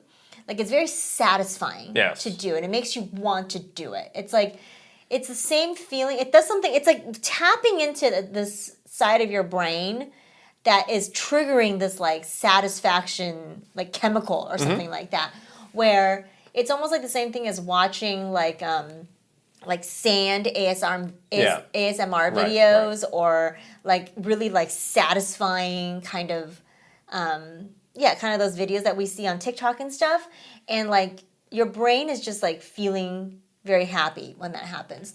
I don't necessarily think it means that the game is shallow or the game is brain rot or like cotton candy or something like that. I think the game has tons of substance. The mechanics in it of itself is highly, you know, you really do have to like think about how you're going to tackle each area. There's a lot of like puzzle elements. There's a lot of story and a lot of detail with all the characters. So I would disagree that it's like, you know, like a shallow experience, but it definitely is tapping into that part of your brain that is triggering that like satisfaction response. Right. So, but I don't think that's a bad thing.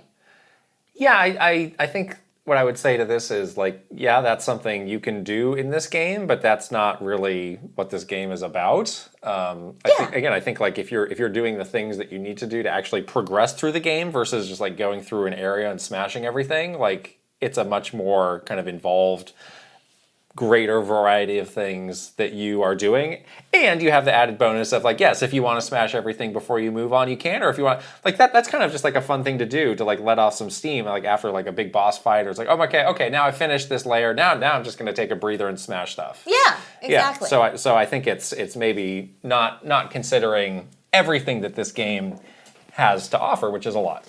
Yeah, I agree. I think the smashing element of it is not 100% what you're doing in the game. It's not Donkey Kong's Smash-a-thon. Yeah, there's lots of other things. The smashing is just one part of it. It's Right. one mechanic within many mechanics in the game that you can use to chain together to have a good time. Right. You know, so. Have you last time we talked about seeing some of those pretty impressive, advanced, like platforming videos of people chaining stuff? Have you gotten? No. Have you tried any of that? No. Not going to. Don't like it. Not the way that I like to play this game. The stuff I've seen in those videos in particular involves using like a ripped out chunk of the ground. I'm not there yet with that, but I can do a thing where I can like chain together, like you jump, you do a roll.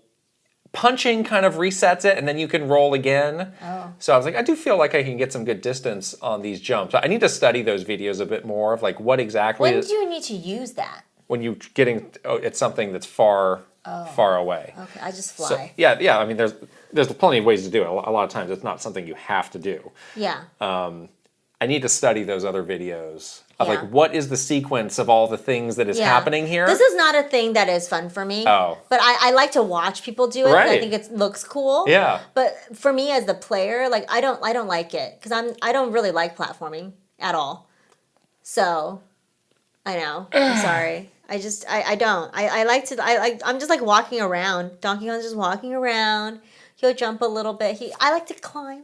Yeah. I like to climb things, and then I will destroy stuff obviously to find treasures and stuff like that. But I'm not like, let me just do the crazy I feel like I'm barely platforming in this game, honestly. Oh. I only do it when I absolutely have to. It's like, okay, yeah, I have to jump over this like gap. Great. You said last week that the story was a little light. You were hoping for it to kind of pick up. Has it picked up for you? I feel like I did get a little tidbit about a bit of a mystery that's upcoming as part of this, and there has been some mention of it again, and I was like, oh, that's interesting. I'm interested to see what happens. The story is still pretty light, I would say. It's definitely not the main focus. Do you of read this game. those little, you'll come across those I stone do. tablets? Every single one. Do you find those interesting? I don't really get what the point is. I always right read them, now. but I don't understand it yet. I'm not really like into it at the moment. I don't understand how it all connects. Maybe if I keep doing it, we'll all come together. Exactly. That's don't what I was know. thinking. Maybe at the end, there's like some kind of come togetherness of it. Yeah. And I like getting to know the people in each layer, or the critters in each layer. Like they all have a little thing that they are, that they're known for, or whatever. Like that little layer is known for something. Like the bird layer was like their hotel. They have a luxury hotel In an egg. In an egg. That was the cute. egg hotel, very cute. And then I smashed it to pieces. I definitely smashed that egg. And then you get a chunk of the eggshell, and you can throw that around. That's pretty cool. Whoops. Yeah, so that's fun. I've been really enjoying getting to, and then like each of them have their own elder, Right, and that's right. fun. You can like talk to the elder, and the game loop in terms of the main story so far is like you meet an elder. The big record has gone missing. You go and find the record. Yeah. Also, don't press the wrong button when you get to the record because I Threw it. accidentally punched my record into a And what thing happened of then? lava. Did it just respawn? It respawned Okay. eventually. One time, I pressed the wrong button, and the record flew into the elder. Oh, I was like, oh, perfect. convenient. Perfect. I could just jump down and go get it. Great. It was actually perfect. Good.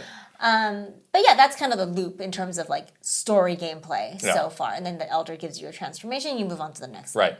thing. So it has not been as much story as I would have liked, but I guess since everyone's saying the end game is really good, maybe that's where Maybe like, it's the coming. bulk of the story Maybe it's coming. We don't know. is going to be, which is great. I also have to say that I like the songs that Pauline is singing for the transformation, but it's not as much like of a song. You want some Disney princess stuff. I did. And I think it seems like you also want lyrics. I did. Yeah. I did. Maybe that was false expectation. Well, there is a song with lyrics coming that was in the direct, right? Yeah. There is something. They kind of bamboozled us with that direct because I feel like they set it up so that it seemed like every song was like that level. I thought it was going to be like a pop Disney princess, like a Broadway musical kind of situation every time she got on stage. Right. So I kept looking forward to it. I kept looking forward to like that like hit song. The songs are fun, but they're not like, it's not like I can sing along to it, If I'm Gloria Estefan, I'm ready to lawyer up. Because some of these songs are getting a little close for comfort. The rhythm is going to get you? It might. It's going to get I was like, Nintendo wait a minute. through a lawsuit. This sounds familiar. The lawyers are going to get you. The rhythm of these lawyers. The rhythm of these lawyers are gonna get you with a C and D. The C and D Whew. is gonna get you. I think my favorite song so far is the Zebra one. Zebra one's good. The Zebra one's Yeah, good. yeah. Zebra. Yeah, it's cute. I like the Zebra song. We can do a PSA on this amiibo. So. Oh yeah. Yes. So we got the amiibo for the game. Yeah. And of course, I immediately was like, okay, here we go. Give me this costume. And it just dumped out the Kong letters. And I was like, what's the deal? And I've seen people saying online, like, oh, is there a problem? Like, are some of these amiibo defective? They put the wrong chip in there. So I looked it up. Apparently, you have to get to a certain point in the game and meet a particular character in the 800 layer. Yes. Who looks like but it's the kind of, what are those people called? The rock people? The fractones. Fractones. So it's a fractone. Don't punch it. Who looks like the amiibo, and you talk to that character, and then you tap it, and then you can get it. I'm going to do it right after we finish really recording too the much. podcast. Because I brought the amiibo back to you They should have told you that. Listen, on the back of that amiibo, it's just like a very boilerplate, like amiibo logo. It's like they should have told you how to get this. I know. Because and they don't have a video. Like there's not enough. It. Is this a spoiler? Like what? This thing I bought is a spoiler that I paid $30 for this amiibo? $30. $30. Yeah, okay, I'm glad because yesterday I scanned it and a bunch of con letters popped out. Right. And this morning I came into the office and I was like, how come I didn't get my costume? And I was mad. Do not ask for the Dark Souls amiibo. I'm not giving it to you. I gave mine to somebody else. You're not even playing. Oh, yeah, so don't ask for mine. I don't want yours. You're not even going to play the. You're not even going to play the game. So why would you need it? What do I get with it? I don't know. You got to play the game first. I guess that's not going to happen. You didn't play it either. You say gimme, gimme, gimme. Zebra! That's enough about us talking about Donkey Kong. We asked our Patreon community how they were doing and what they were thinking about it. Got some cool responses. Of course, we have to start with our resident Donkey Kong expert, Gartooth. Gartooth says, I will get straight to the point. I think Bonanza is easily the best game Nintendo has made since 2017. Depending on how the game keeps up for me until the end, I might even say it's better than Odyssey, despite Bonanza having a bit more rougher edges than that game. This is a game of constant escalation and having so many crazy and imaginative game mechanics and level design that I'm constantly blown away by. This is the boldest take on the 3D platforming genre in a really long time, and in some ways crosses that lines that I don't think a 3D Mario would ever like. The complexity of DK's moveset and how there's a sense of character progression with skill points that makes every banana you find matter. One other shocking thing is that more care has been put into the story of a Donkey Kong game than any other EPD title in a long time. Everything about Bonanza is just new and feels fresh in a way a major Nintendo release hasn't felt for me since Breath of the Wild. Wow. Yeah, the point about linking the bananas to the skill tree. Brilliant. That's true. I mean, makes it worth it to find. Yeah, in Mario, you had to get the moons to be able to move along. Yes. So that was kind of the incentive for this. But yeah, having the skill tree is great. Yeah. Because otherwise it'd be like, well, who cares? Yeah, you got to give somebody an incentive to collect. Just another thing in my way. Alex Gomez says, I completed the entirety of the main story. It was an absolute barrel blast from start to finish. In terms of difficulty, I found the challenge factor didn't ramp up as much as I expected. Yeah.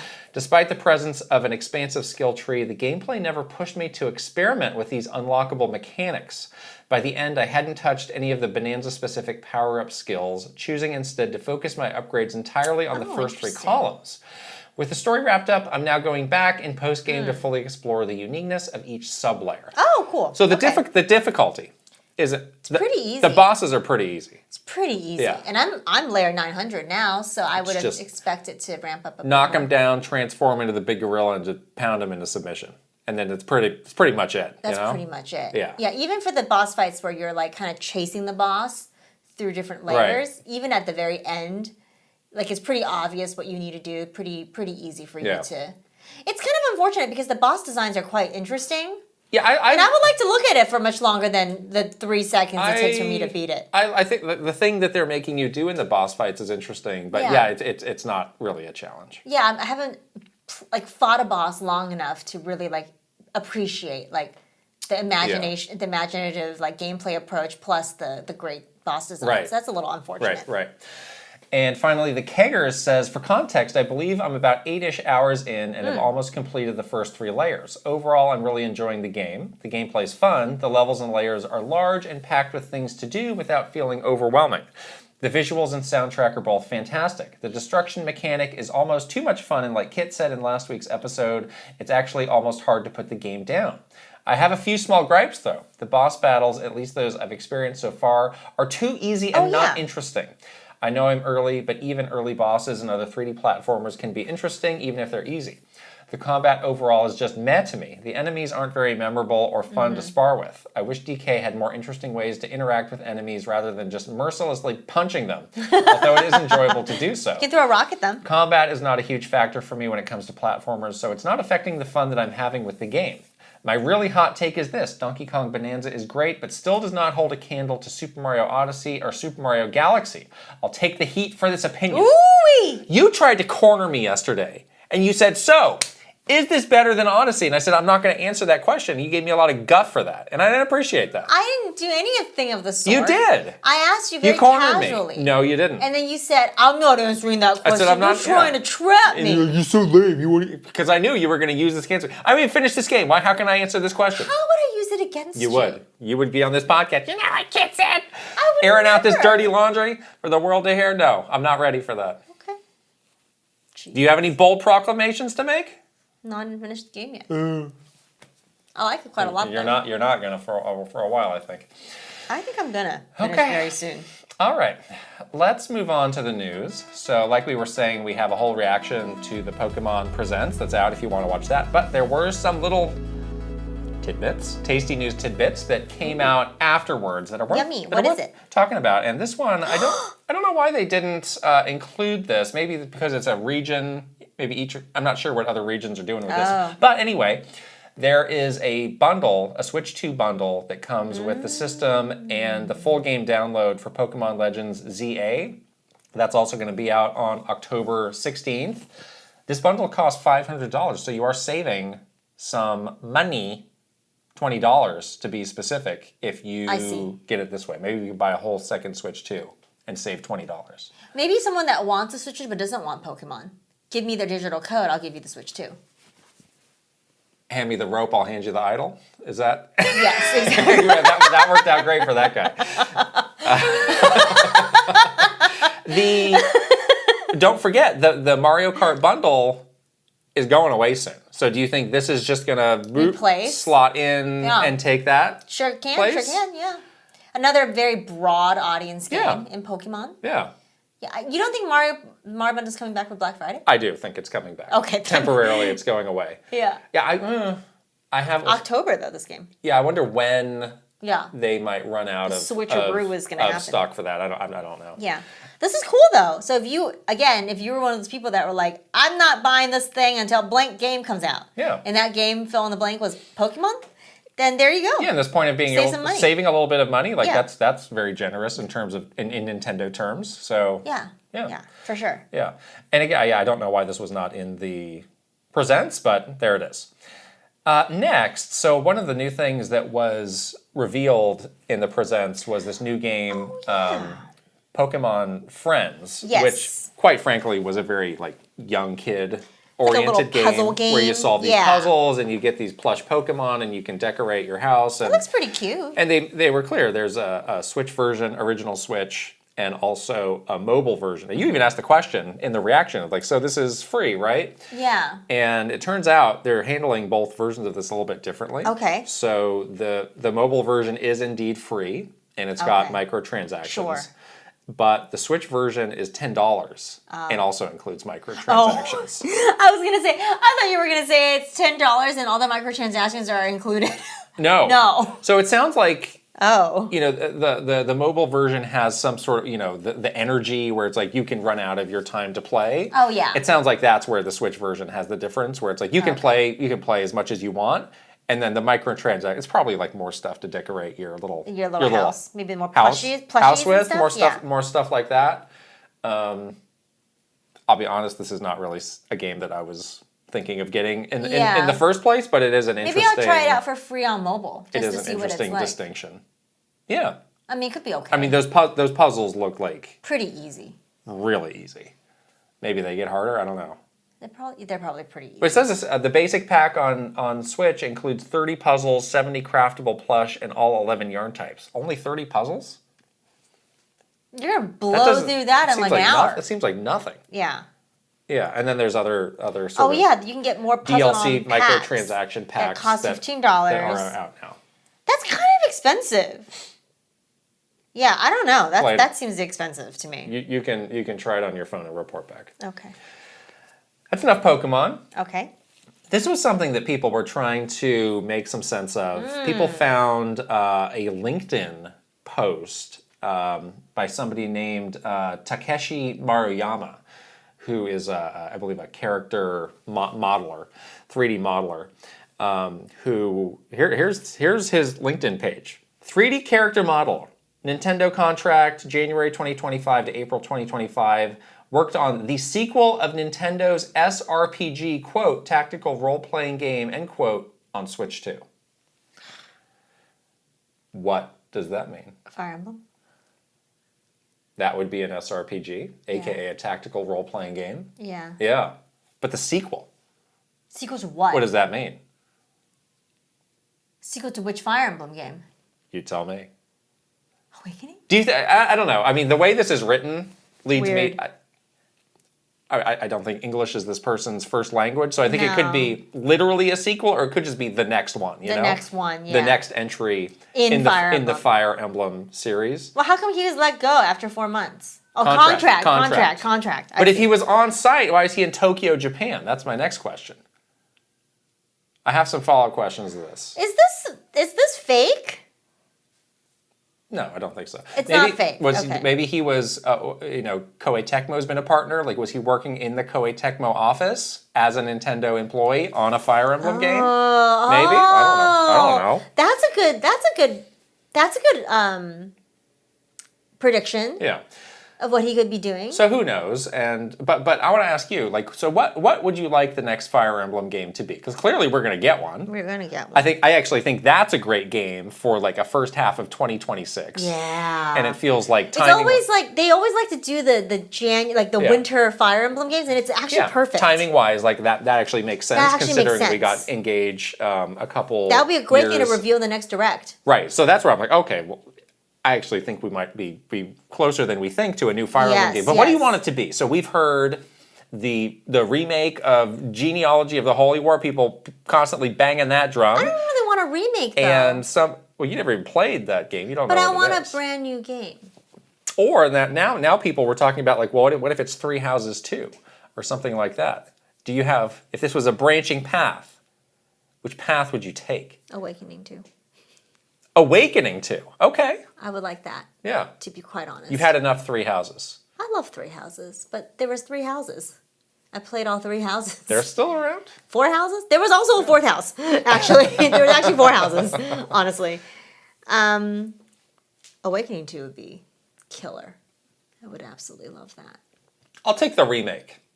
You take the remake. There's okay. a lot of Three Houses content, and frankly, I've not played all of it. So Yeah, if I want more of that, I can just go back and play that. Exactly. And then there was the Three Houses Fire Emblem Warriors, which I really liked that actually. Yeah, Did you play that? I did, but not the whole game. But I liked it a lot. I liked that a lot. I liked it a lot. And then Awakening, I did not like Engage. Engage. I didn't either. So no more of that, please. Yeah. Yeah, don't give me like an Engage 2. Yeah. I mean, at this point, like I've heard so many great things about Genealogy. Sure. And again, like if they, give that kind of the modern treatment that Fire Sure. Emblem has gotten, like that sounds really cool. Okay. So that would be my I wouldn't be mad about that. preference here. Yeah. Give me anything. You're desperate. Okay, Desperate. that's the conclusion. You're Desperate for Okay. husbandos. Okay. Last story here. In Japan, some information about a survey targeting over 180,000 people in that's Japan. quite So a very substantial big. survey. Yeah. They were analyzing the popularity of different game series and kind of breaking down like what is the typical age of a fan. Sure. What is the gender breakdown of a fan for these different series? And it's pretty interesting. And again, this is just in Japan, but it's a pretty big sample size. So let's go through all of these and talk about it. Splatoon, 65% male, average age 27. Kirby, 55% female, average age 30. Mario, 70% male, average really? age 32. Pokemon, 60% male, average age 32. Zelda, 60% male, average age 35. Animal Crossing, 75% female, The campaign worked. age 35. Monster Hunter, 80% male, age 35. Resident Evil, 80% male, age 38. Like a Dragon, 60% male, age 38. Final Fantasy, 70% male, age 42. And Whoa. Dragon Quest, 75% male, average age of 42. Final Fantasy. Oh, it's been around for a long time. Been around for a long time. Yeah. I'm surprised about Kirby's age too. Being Old. older? Yeah. Yeah.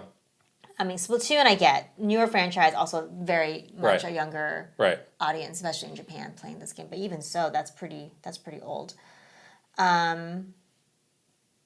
Mario at 70% male is also curious to me. I wonder what kind of what Mario? games were they shown? Yeah. What kind of Mario? Like Mario was Kart? it Mario Odyssey? Mario Party? Was it? I doubt it was spin-off. Yeah, I don't know actually. That's interesting. Yeah, we don't have that information. That stat is it seems wrong to me. You have some follow-up questions about that. Yeah, Animal Crossing, duh. Pokemon, that makes sense to me. Animal Crossing at 75%? Not surprised. That makes sense to you. Makes complete sense to me. This is all from New Horizons, pretty much. Zelda makes sense to me. Zelda is like perfect, exactly what I thought it would be, and probably the audience Nintendo's has right now too. Surprised Resident Evil is at age 38 average? It's basically there's been lots of remakes. basically a horror movie. Yeah. Because like look at the last three games, Like a Dragon, Final Fantasy, Dragon. Like those are all like, especially now, Like a Dragon. Now those are RPGs. RPGs, yeah. Which has now become like an old person's genre. I guess so. Which yeah. I mean, again, like if you're the guy at Square Enix, you see that it's like, well, I need to do something different with this next Final Fantasy Aging game out. because we got to do Aging something to bring out. in some. We're gonna bring in some new people. Yeah.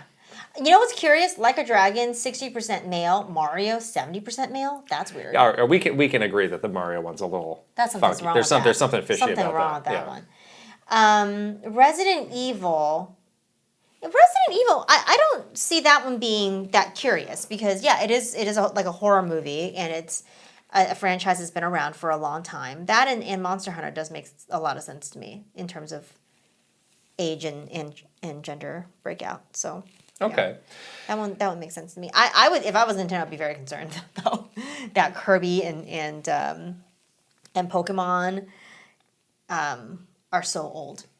Well, Pokemon was, I mean, we had that realization when we were there, which is Yeah. like, well, we just assume that kids will play Pokemon and that will be their first gaming experience. not. But then we got research like this. It was like, no, it's not. It's just the same people who came in and they're just getting older and they're playing the same games and the kids are doing something else. The people They're- are getting older and creepier as the days go on. They're playing a Roblox or They're doing a Roblox, something else. Fortnite, And this is exactly why you get a game like Pokemon Friends. That's not Roblox. I was like, what's it called? Well, this is why a game like this exists, to bring in a kid who's very young and be like, oh, that's cute, or I like that this. little kid is not going to want to play that game. Well, it's better than nothing, isn't it? Playing Roblox, playing that gardening game on Playing Roblox. a fake Pokemon on Roblox? Yeah. All right. They are. They really are. But yeah, this is Yeah. the kind of data that people who work at companies see and like sometimes Freak out. sometimes is extremely alarming because you have made the wrong assumption about who your audience actually is. And how far away you are from the audience you're trying to get. Yes. Nintendo is very far away from the audience that they actually want, which is kids. Mm-hmm. They want kids. They've always been a company that is very, kid-friendly, and for a long time, they were somebody's, like us, first gaming experience as a young child, as a 6-year-old. Do you think they were allowed to include kids in this survey? Yeah, were they? I don't know. Because that's confusing too. I mean, this is Japan. I mean, in the United States, there's so many laws protecting like kids COPPA from stuff like this. Yeah. So, I mean, it could have been like, answer on behalf. If you have a kid, answer on behalf. I don't know. Yeah. I would be very interested to see more I need deeper a deeper layers of this to help the understanding. Yeah, but if we're taking this at point, at face value, I guess, somebody at Nintendo is very concerned. Yeah, but I mean, Nintendo has people whose job is to do these sorts of surveys, Yeah. and they get extremely detailed, and those people are also extremely good at their jobs. And, Yes. and again, just the endless desire for data. These poor people are worked to the bone because it's like, I need to report on that. Now give me the survey on this. Now Do it one on this. We used to. we worked with that team so much, and I was fascinated by them because the job that they did was so interesting. And sometimes they'll take me along to their little focus groups. Remember, you like listening to those focus groups? Yeah. That's interesting. It is. You really get to learn a lot, right? Listening in on some of that stuff, right? It's very cool. Yeah. Okay, let's wrap up with some questions from our community. As always, we take every question from our Patreon community. Check us out at patreon.com/KitandKrysta.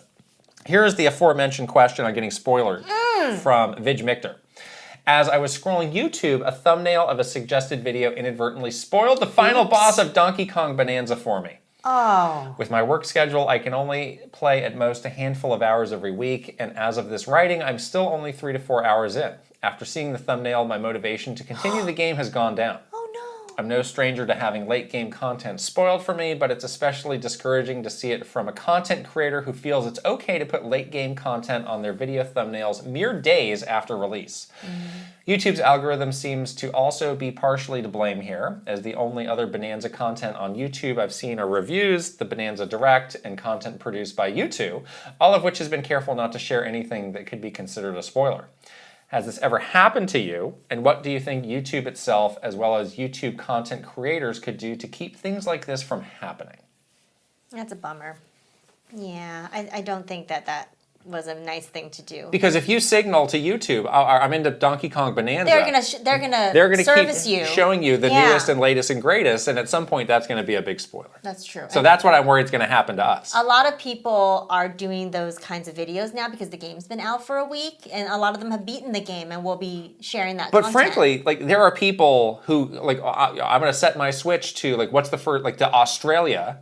And I'm going to poop sock this game, and I'm going to finish this game, and by the time that the game comes out in America, I'm going to have the final boss footage with the spoiler thumbnail, and I'm going to get these clicks. That's a click. That's a way to drive views for yourself. I don't know what you can do about this, though. Yeah, stay off the internet. Because, I mean, this is where, like, you know, Nintendo, like, Just click on the link that we give you. They go out of their way to, in something like Nintendo Music, like, you can spoiler filter all that stuff. Oh, yeah. So they're very sensitive to this. Yeah, but once it gets out into the, you know, into the world, these platforms, this is why they want platforms that they can control. Because they're like, look, we feel bad. Keep it locked to Nintendo today. You'll be okay. You'll get a picture of an HDMI cable. You know? Not the final boss for Donkey Kong Bonanza. Like, it is, I mean... There's got to be a happy medium from the picture of the HDMI cable to the final boss of Donkey Kong Bonanza. Even on something like even like a TikTok where it's like you don't know what you're getting next. That's true. Like you could get spoiled on that. You could see something. You could see some horrific train crash, and the next one is like you don't know what. And it's the final boss. Of yeah, Donkey exactly. Kong You don't know what's coming your way. So all of those things, like I don't think there's a solution for any of this. And from like a content creator perspective, like we actually talk about this quite a lot. Like we actually know what kind of videos we could make that would generate much more views for this channel. But we refuse to do them because those are bad videos. Those are like the clickbaity, you know, rage bait, spoiler stuff. But those are the videos that oftentimes get a lot of views. And that's why the majority of content creators are making those videos and making those thumbnails. And I don't think there's any way what's rewarded to stop them because that is what's getting rewarded, unfortunately. So we're sorry that it got spoiled for you. I don't think that you should let it keep you from playing the game, though. There's so much more than just the final boss. You can still enjoy, you know, everything else that thumbnail didn't spoil for you. It's still going to be really fun. So I don't think you should let it to discourage you from, you know, still playing this amazing game. Don't let some stupid content creator thumbnail, you know, make it so that you can't enjoy your game. Like that's not worth it, you know? I have seen more movies lately, you know, sharing like a message to fans. It's like, all right, for the next, we're so excited that this movie came out. Hey, for the next week, like, cool it with the spoilers so everybody can enjoy this. Yeah. And like, there is an interesting amount of like people taking that to heart. Yeah. Like every time, maybe I'm just so cynical, or I've seen so many like people take the opposite, where it's like, now I'm really gonna post a spoiler. Yeah. I'm gonna stick it to you, Feige. You know, all that stuff. But like a lot of people are like, oh yeah, and you'll see people talking like, well, Marvel asked that we not talk about this until blah, so we're gonna wait. It's like, oh, maybe you just have to ask. Yeah.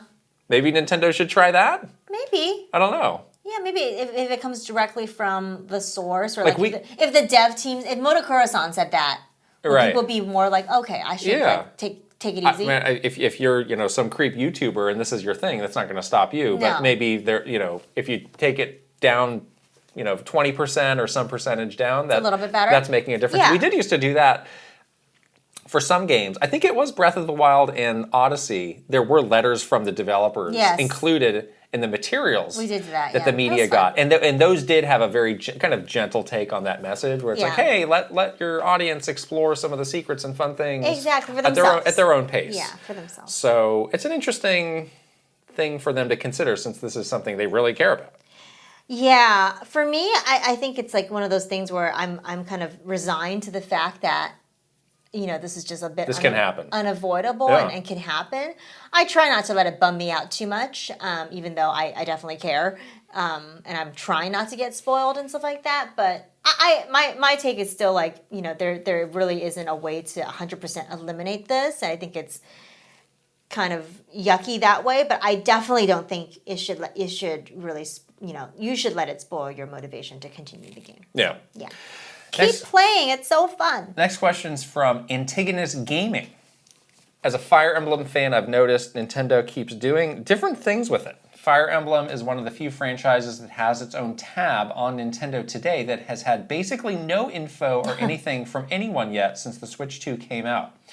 What do you think Nintendo's plans are for Fire Emblem on Switch 2? It feels like a franchise that they have high hopes for, but seems to be in a bit of an identity crisis given how different each entity is.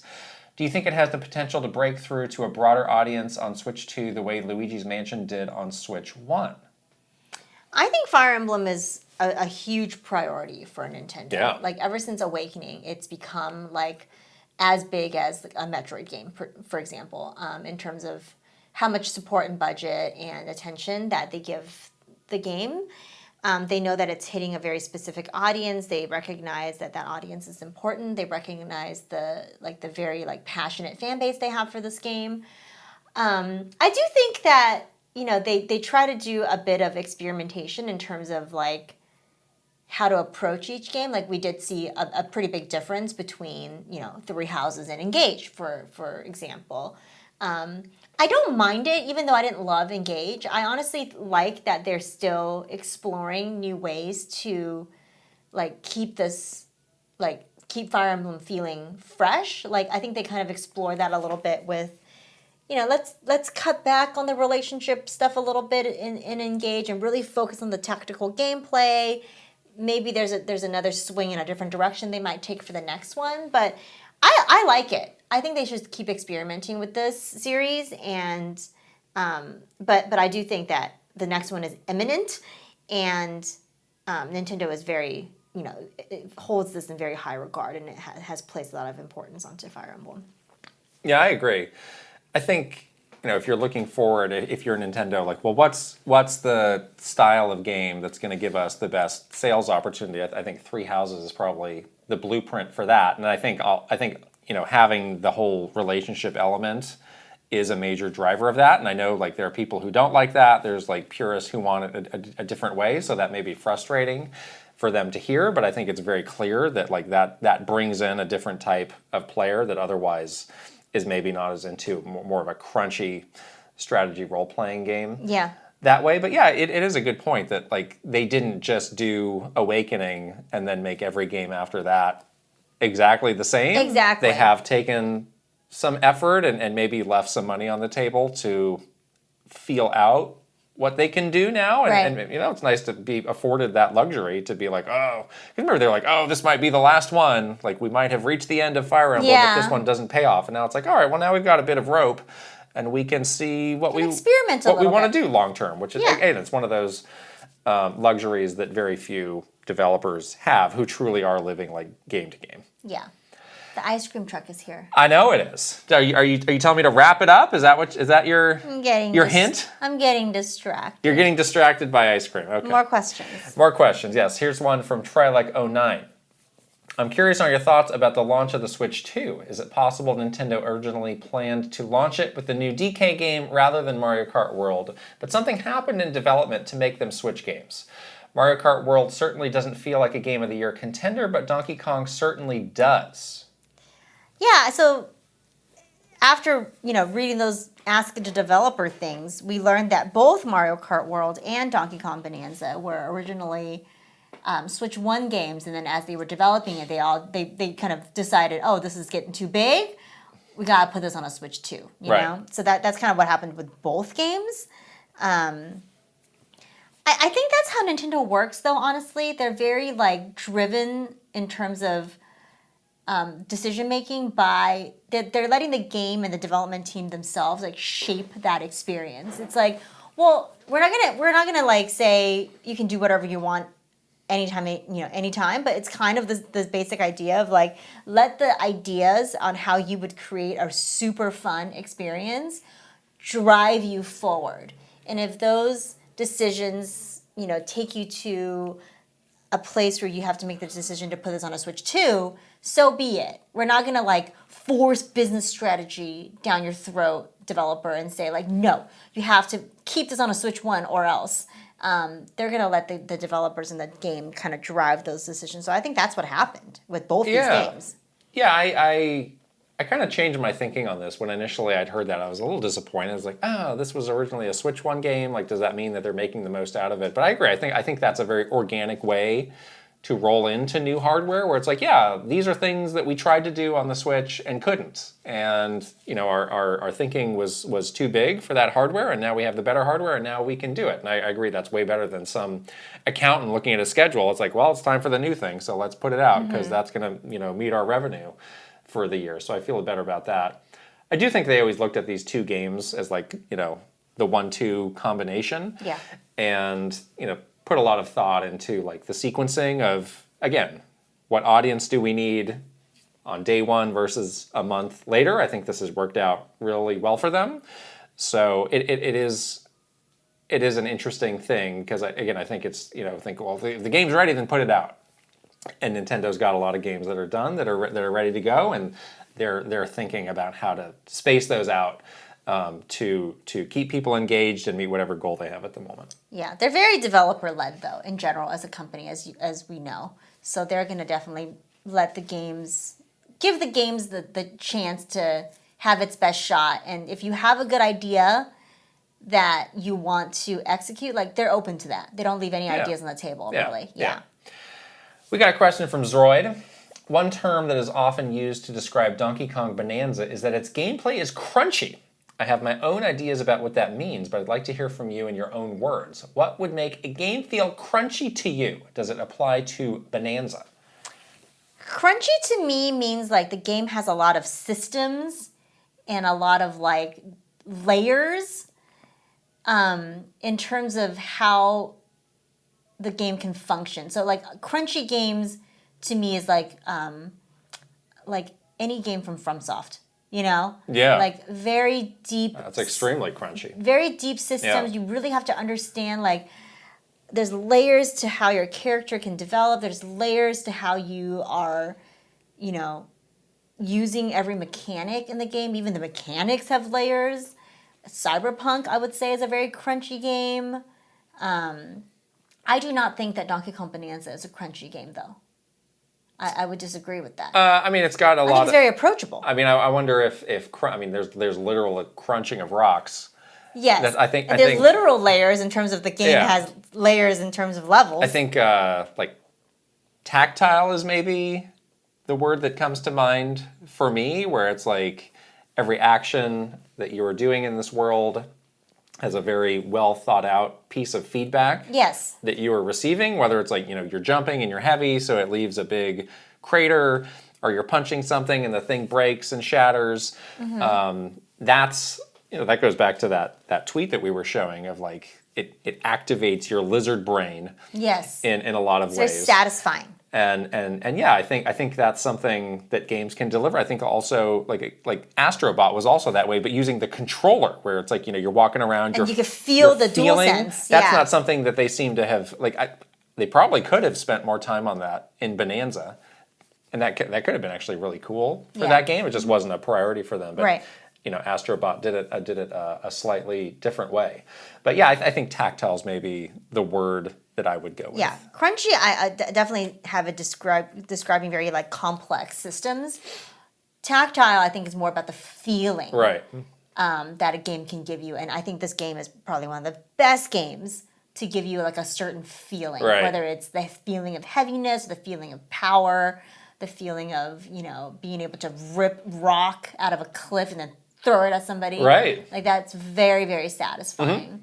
I would say that those are two different things. Right. Our last question is from Pepsi Pepe. With week 28 of the Famitsu charts listing Patapon 1 and 2 as the third best-selling game in Japan at 8,800 units sold and Helldivers 2 coming to Xbox, which I imagine will sell well, do you think we continue to see Sony release their IP on separate platforms? I think so. I think that they have to, or else they're going to Yeah. run out of money. Yeah. So I think a lot of these a lot of these big publishers are realizing, we need to kind of diversify where people can get our stuff. Nintendo hasn't had to do that yet in terms of their first party games, but Sony is now on PC. They're on other platforms. Patapon was on Switch, obviously. Xbox has games across all different kinds of platforms at this point. So I think it's like we just gotta survive. Right. We gotta do what we gotta do to like get these games out, get these experiences out to as many people as possible. Yeah, PlayStation's doing, to a lesser degree, what Xbox is doing. You know, the stuff's coming out later, so there's a bit of a time gap versus Xbox where, either it's on Game Pass day one or they're trying to release these games in a much tighter window. Yeah. And then it's also, for them, it's largely PC driven for their major games. These examples are a little bit different, but for things like a God of War, Spider-Man, like it's really a PC focused experience. Where so I think if it came to Xbox, like the console war stuff would start up again. But since it's PC, it's seen as like, well, that's not a console, so it's not a threat to whatever fake threat, fake thing we've made up in our minds. But really, I think it's the same idea, which is like, whoa, these games are expensive, and let's cash in as many ways and kinds of ways that we can, and on all these different platforms. And I imagine there's still some red lines that they're going to be really hesitant to cross, or who knows, maybe they have a change of heart, kind of strategically about, hey, these games are too expensive. We gotta scale back, and maybe they're like, well, okay, now and the benefit of that is we retain, the true exclusivity, like we haven't been able to over the last couple years. Yeah. But I think for now they're going to keep doing this, and I think these smaller things too, like Patapon. That makes sense. And that makes a lot of sense because like nobody's getting mad about a Patapon coming out on a Switch. Yeah. It's just like. But to your point, people barely even know what that is. People might get mad if a God of War God of War on an Xbox, or like Last of Us is no longer a get ready. Console wars. Oh Lord, if that ever happened. Okay. No. That is all of our questions. Thank you for everybody who sent one in. Again, we're at patreon.com/KitandKrysta, where you can get, for just a few dollars a month, so much great exclusive content. Get the the Cyberpunk spoiler cast. Get the TBD August spoiler cast. Get the bonus Q&As. Get all this stuff. Yeah. That's the best way to support us and keep this thing true. going is That's through true. Patreon. So thank you for joining us there. We're also on the socials. We're on Twitter, Instagram, TikTok, Facebook, YouTube, Blue Sky, and Threads. And if you're watching on video, you can subscribe to this channel, give this video a thumbs up, and leave us a comment. And if you're also listening on audio, you can please subscribe, give the podcast a 5-star rating, and leave a written review if you please. Thank you very much. Please. Okay, let's shout out some wonderful Patreon community members, starting with Final Boss, Aaron Hash. There's Aaron Hash. Aaron Hash just lost his banana hat. That's because DK Maybe week we is should over. bring it back, actually. No, DK week is over. Different hat now. I don't see any hat right now. Oh, no. Get you going on that. You got egg on your face. Okay, we'll figure it out. Superstars. Ben Icorn. Mario Mayhem. Eigenverse. Kiss My Flapjack. Mike Shin. Roy Eschke. Switching it up _ VGM Life. Link, the hero of wins. Angela Bycroft. Thomas O'Rourke. Cal LaBeouf. Roberto Nieves. Frederick Ulf Conradson. Andrew Uhas. Chili. Krashuri. I'm sorry, Simon! Krashuri. Master Discord. Ash. Ajay Kunlas. 40 Gig. Travis Torline. Echo Ladare. That's so Linnell. MSM Poke Gamer. Cameron. R. Burns. Ikami. Kit 10K. Adrian. And Nathan Clover. Hooray. Okay, here we go with the One Up Club. A. Ron Burgundy. Aaron Robeson. Adcool 2000. Aldo. Alejandro. Alejandro Orozco Borrego. Alex Blackwilder. Ollie. Andy Peachy. Andy Robinson. Angel 8. Aristu. Astro Void. Astro Dev. Atticus Hogbin. Awesome 46. Axel. Bino.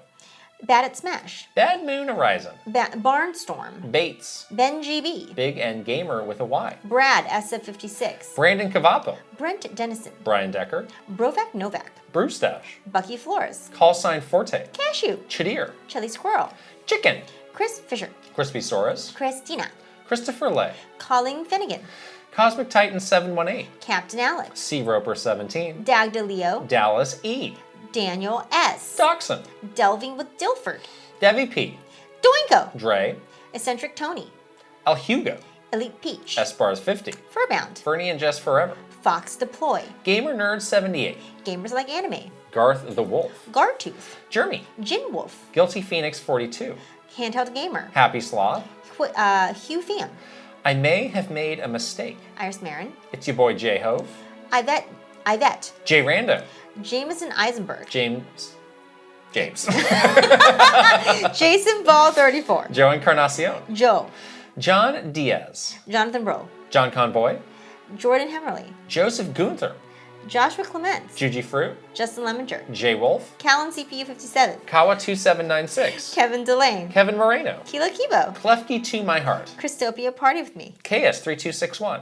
Kyle Gamer Barry Rookie. Kyle 325. Kyle Kretzer. Kyle R. Smith. Lazy Cat for Coffee. Leah Rao. Lex. Lightwood. Link 9898. Lil Mikey. Linko. Lit. Lucas Pico. Luigi Kid 64. Luke Hayabusa. Luna B. Lynn. Macho Potato. Mad Dog 5981. Magnificent Easy G plus Callie Marie. Mario Man 392. Mark S. Marky Man 64. Maverick Nate. Mecha Dragon 101. Megan. May plus Leon. Michael Major. Michael O'Hara. Michael Wong. Mikey. Mr. Ryan 07. Motomania. Mr. Andy Pong. Mr. Beans and Dip. Mr. Disneyland. My Tran. Nasir. NIFE. Nigba Reeves. Nimbendo 64. Ninja 11. Noah-san. Oliver Went. Omega Index Card. Pangy. Paper Boat. Patrice Millette. Paul. Paul Gale Network. Pepe Sandoval. PokeDigiFan 20. Prime Factor. Prince Charmless. Punky. Raintech. Reckless Rumble. Huh? Reckless Thomas. Rob M. Wow, where did I get that from? Rob O. Romsky 113. Rocks. Rusty Shackelford. Ryan Haas. Ryanetta. Sage Gamer. Sebastiano Garase. Sega. Sharif Jackson. Shinru. Shiny Elizabeth. Slowbro. Schmiggles. Shump. Schneider. Space Boot. Spicy Munchkin. Steel Citron. Stephen Johnson. Steven Rockoff. Pseudo Priest. Symbiote Spidey. Tales of Link. Tamer the Hammer. Tandem. Tay 120 and 64. Teal Fox 64. The Kagers. The Quiet One. The Suro T. The Shark Among Men. The Schmidt one. The T-Man. Thomas Alvarez. Three Rivers. Titanium Soldier. Torcheeks. Totally Joette. Totemaru. The Trajowie. Trevor Collins. Tugs Puppy Bear. Tusku. Tylander 16. Tyler Geis. Tyler McSwain. Vosh. Vitch Victor. Vinny to the K. Viridian. Virtual Bot. Waffles. WG Grizzy. Wicked Davy. William Breimer. Zachary S. Zelgaroth. Zapati. Zero Link. It's right. That's kind of a struggle. I give ourselves a D plus. I know, what on that happened? reading. Well, that's why we do it every week. We got to stay fresh. We got to stay on our toes. James. Just James. Sorry, James. Wow. Anyhow, we've been up too early doing that Pokemon stuff this morning, I guess. Blame it on old Pikachu. A little sleepy. Yeah. And we're out of bananas. So We're all out. Potassium. They were eaten. And for anybody questioning, They were made into banana bread and eaten. eaten so many different ways, but all delicious. It was a lot of bananas. Yes. Wow. All right. We are going to wrap it up for today, and we'll see you later. Bye. Bye.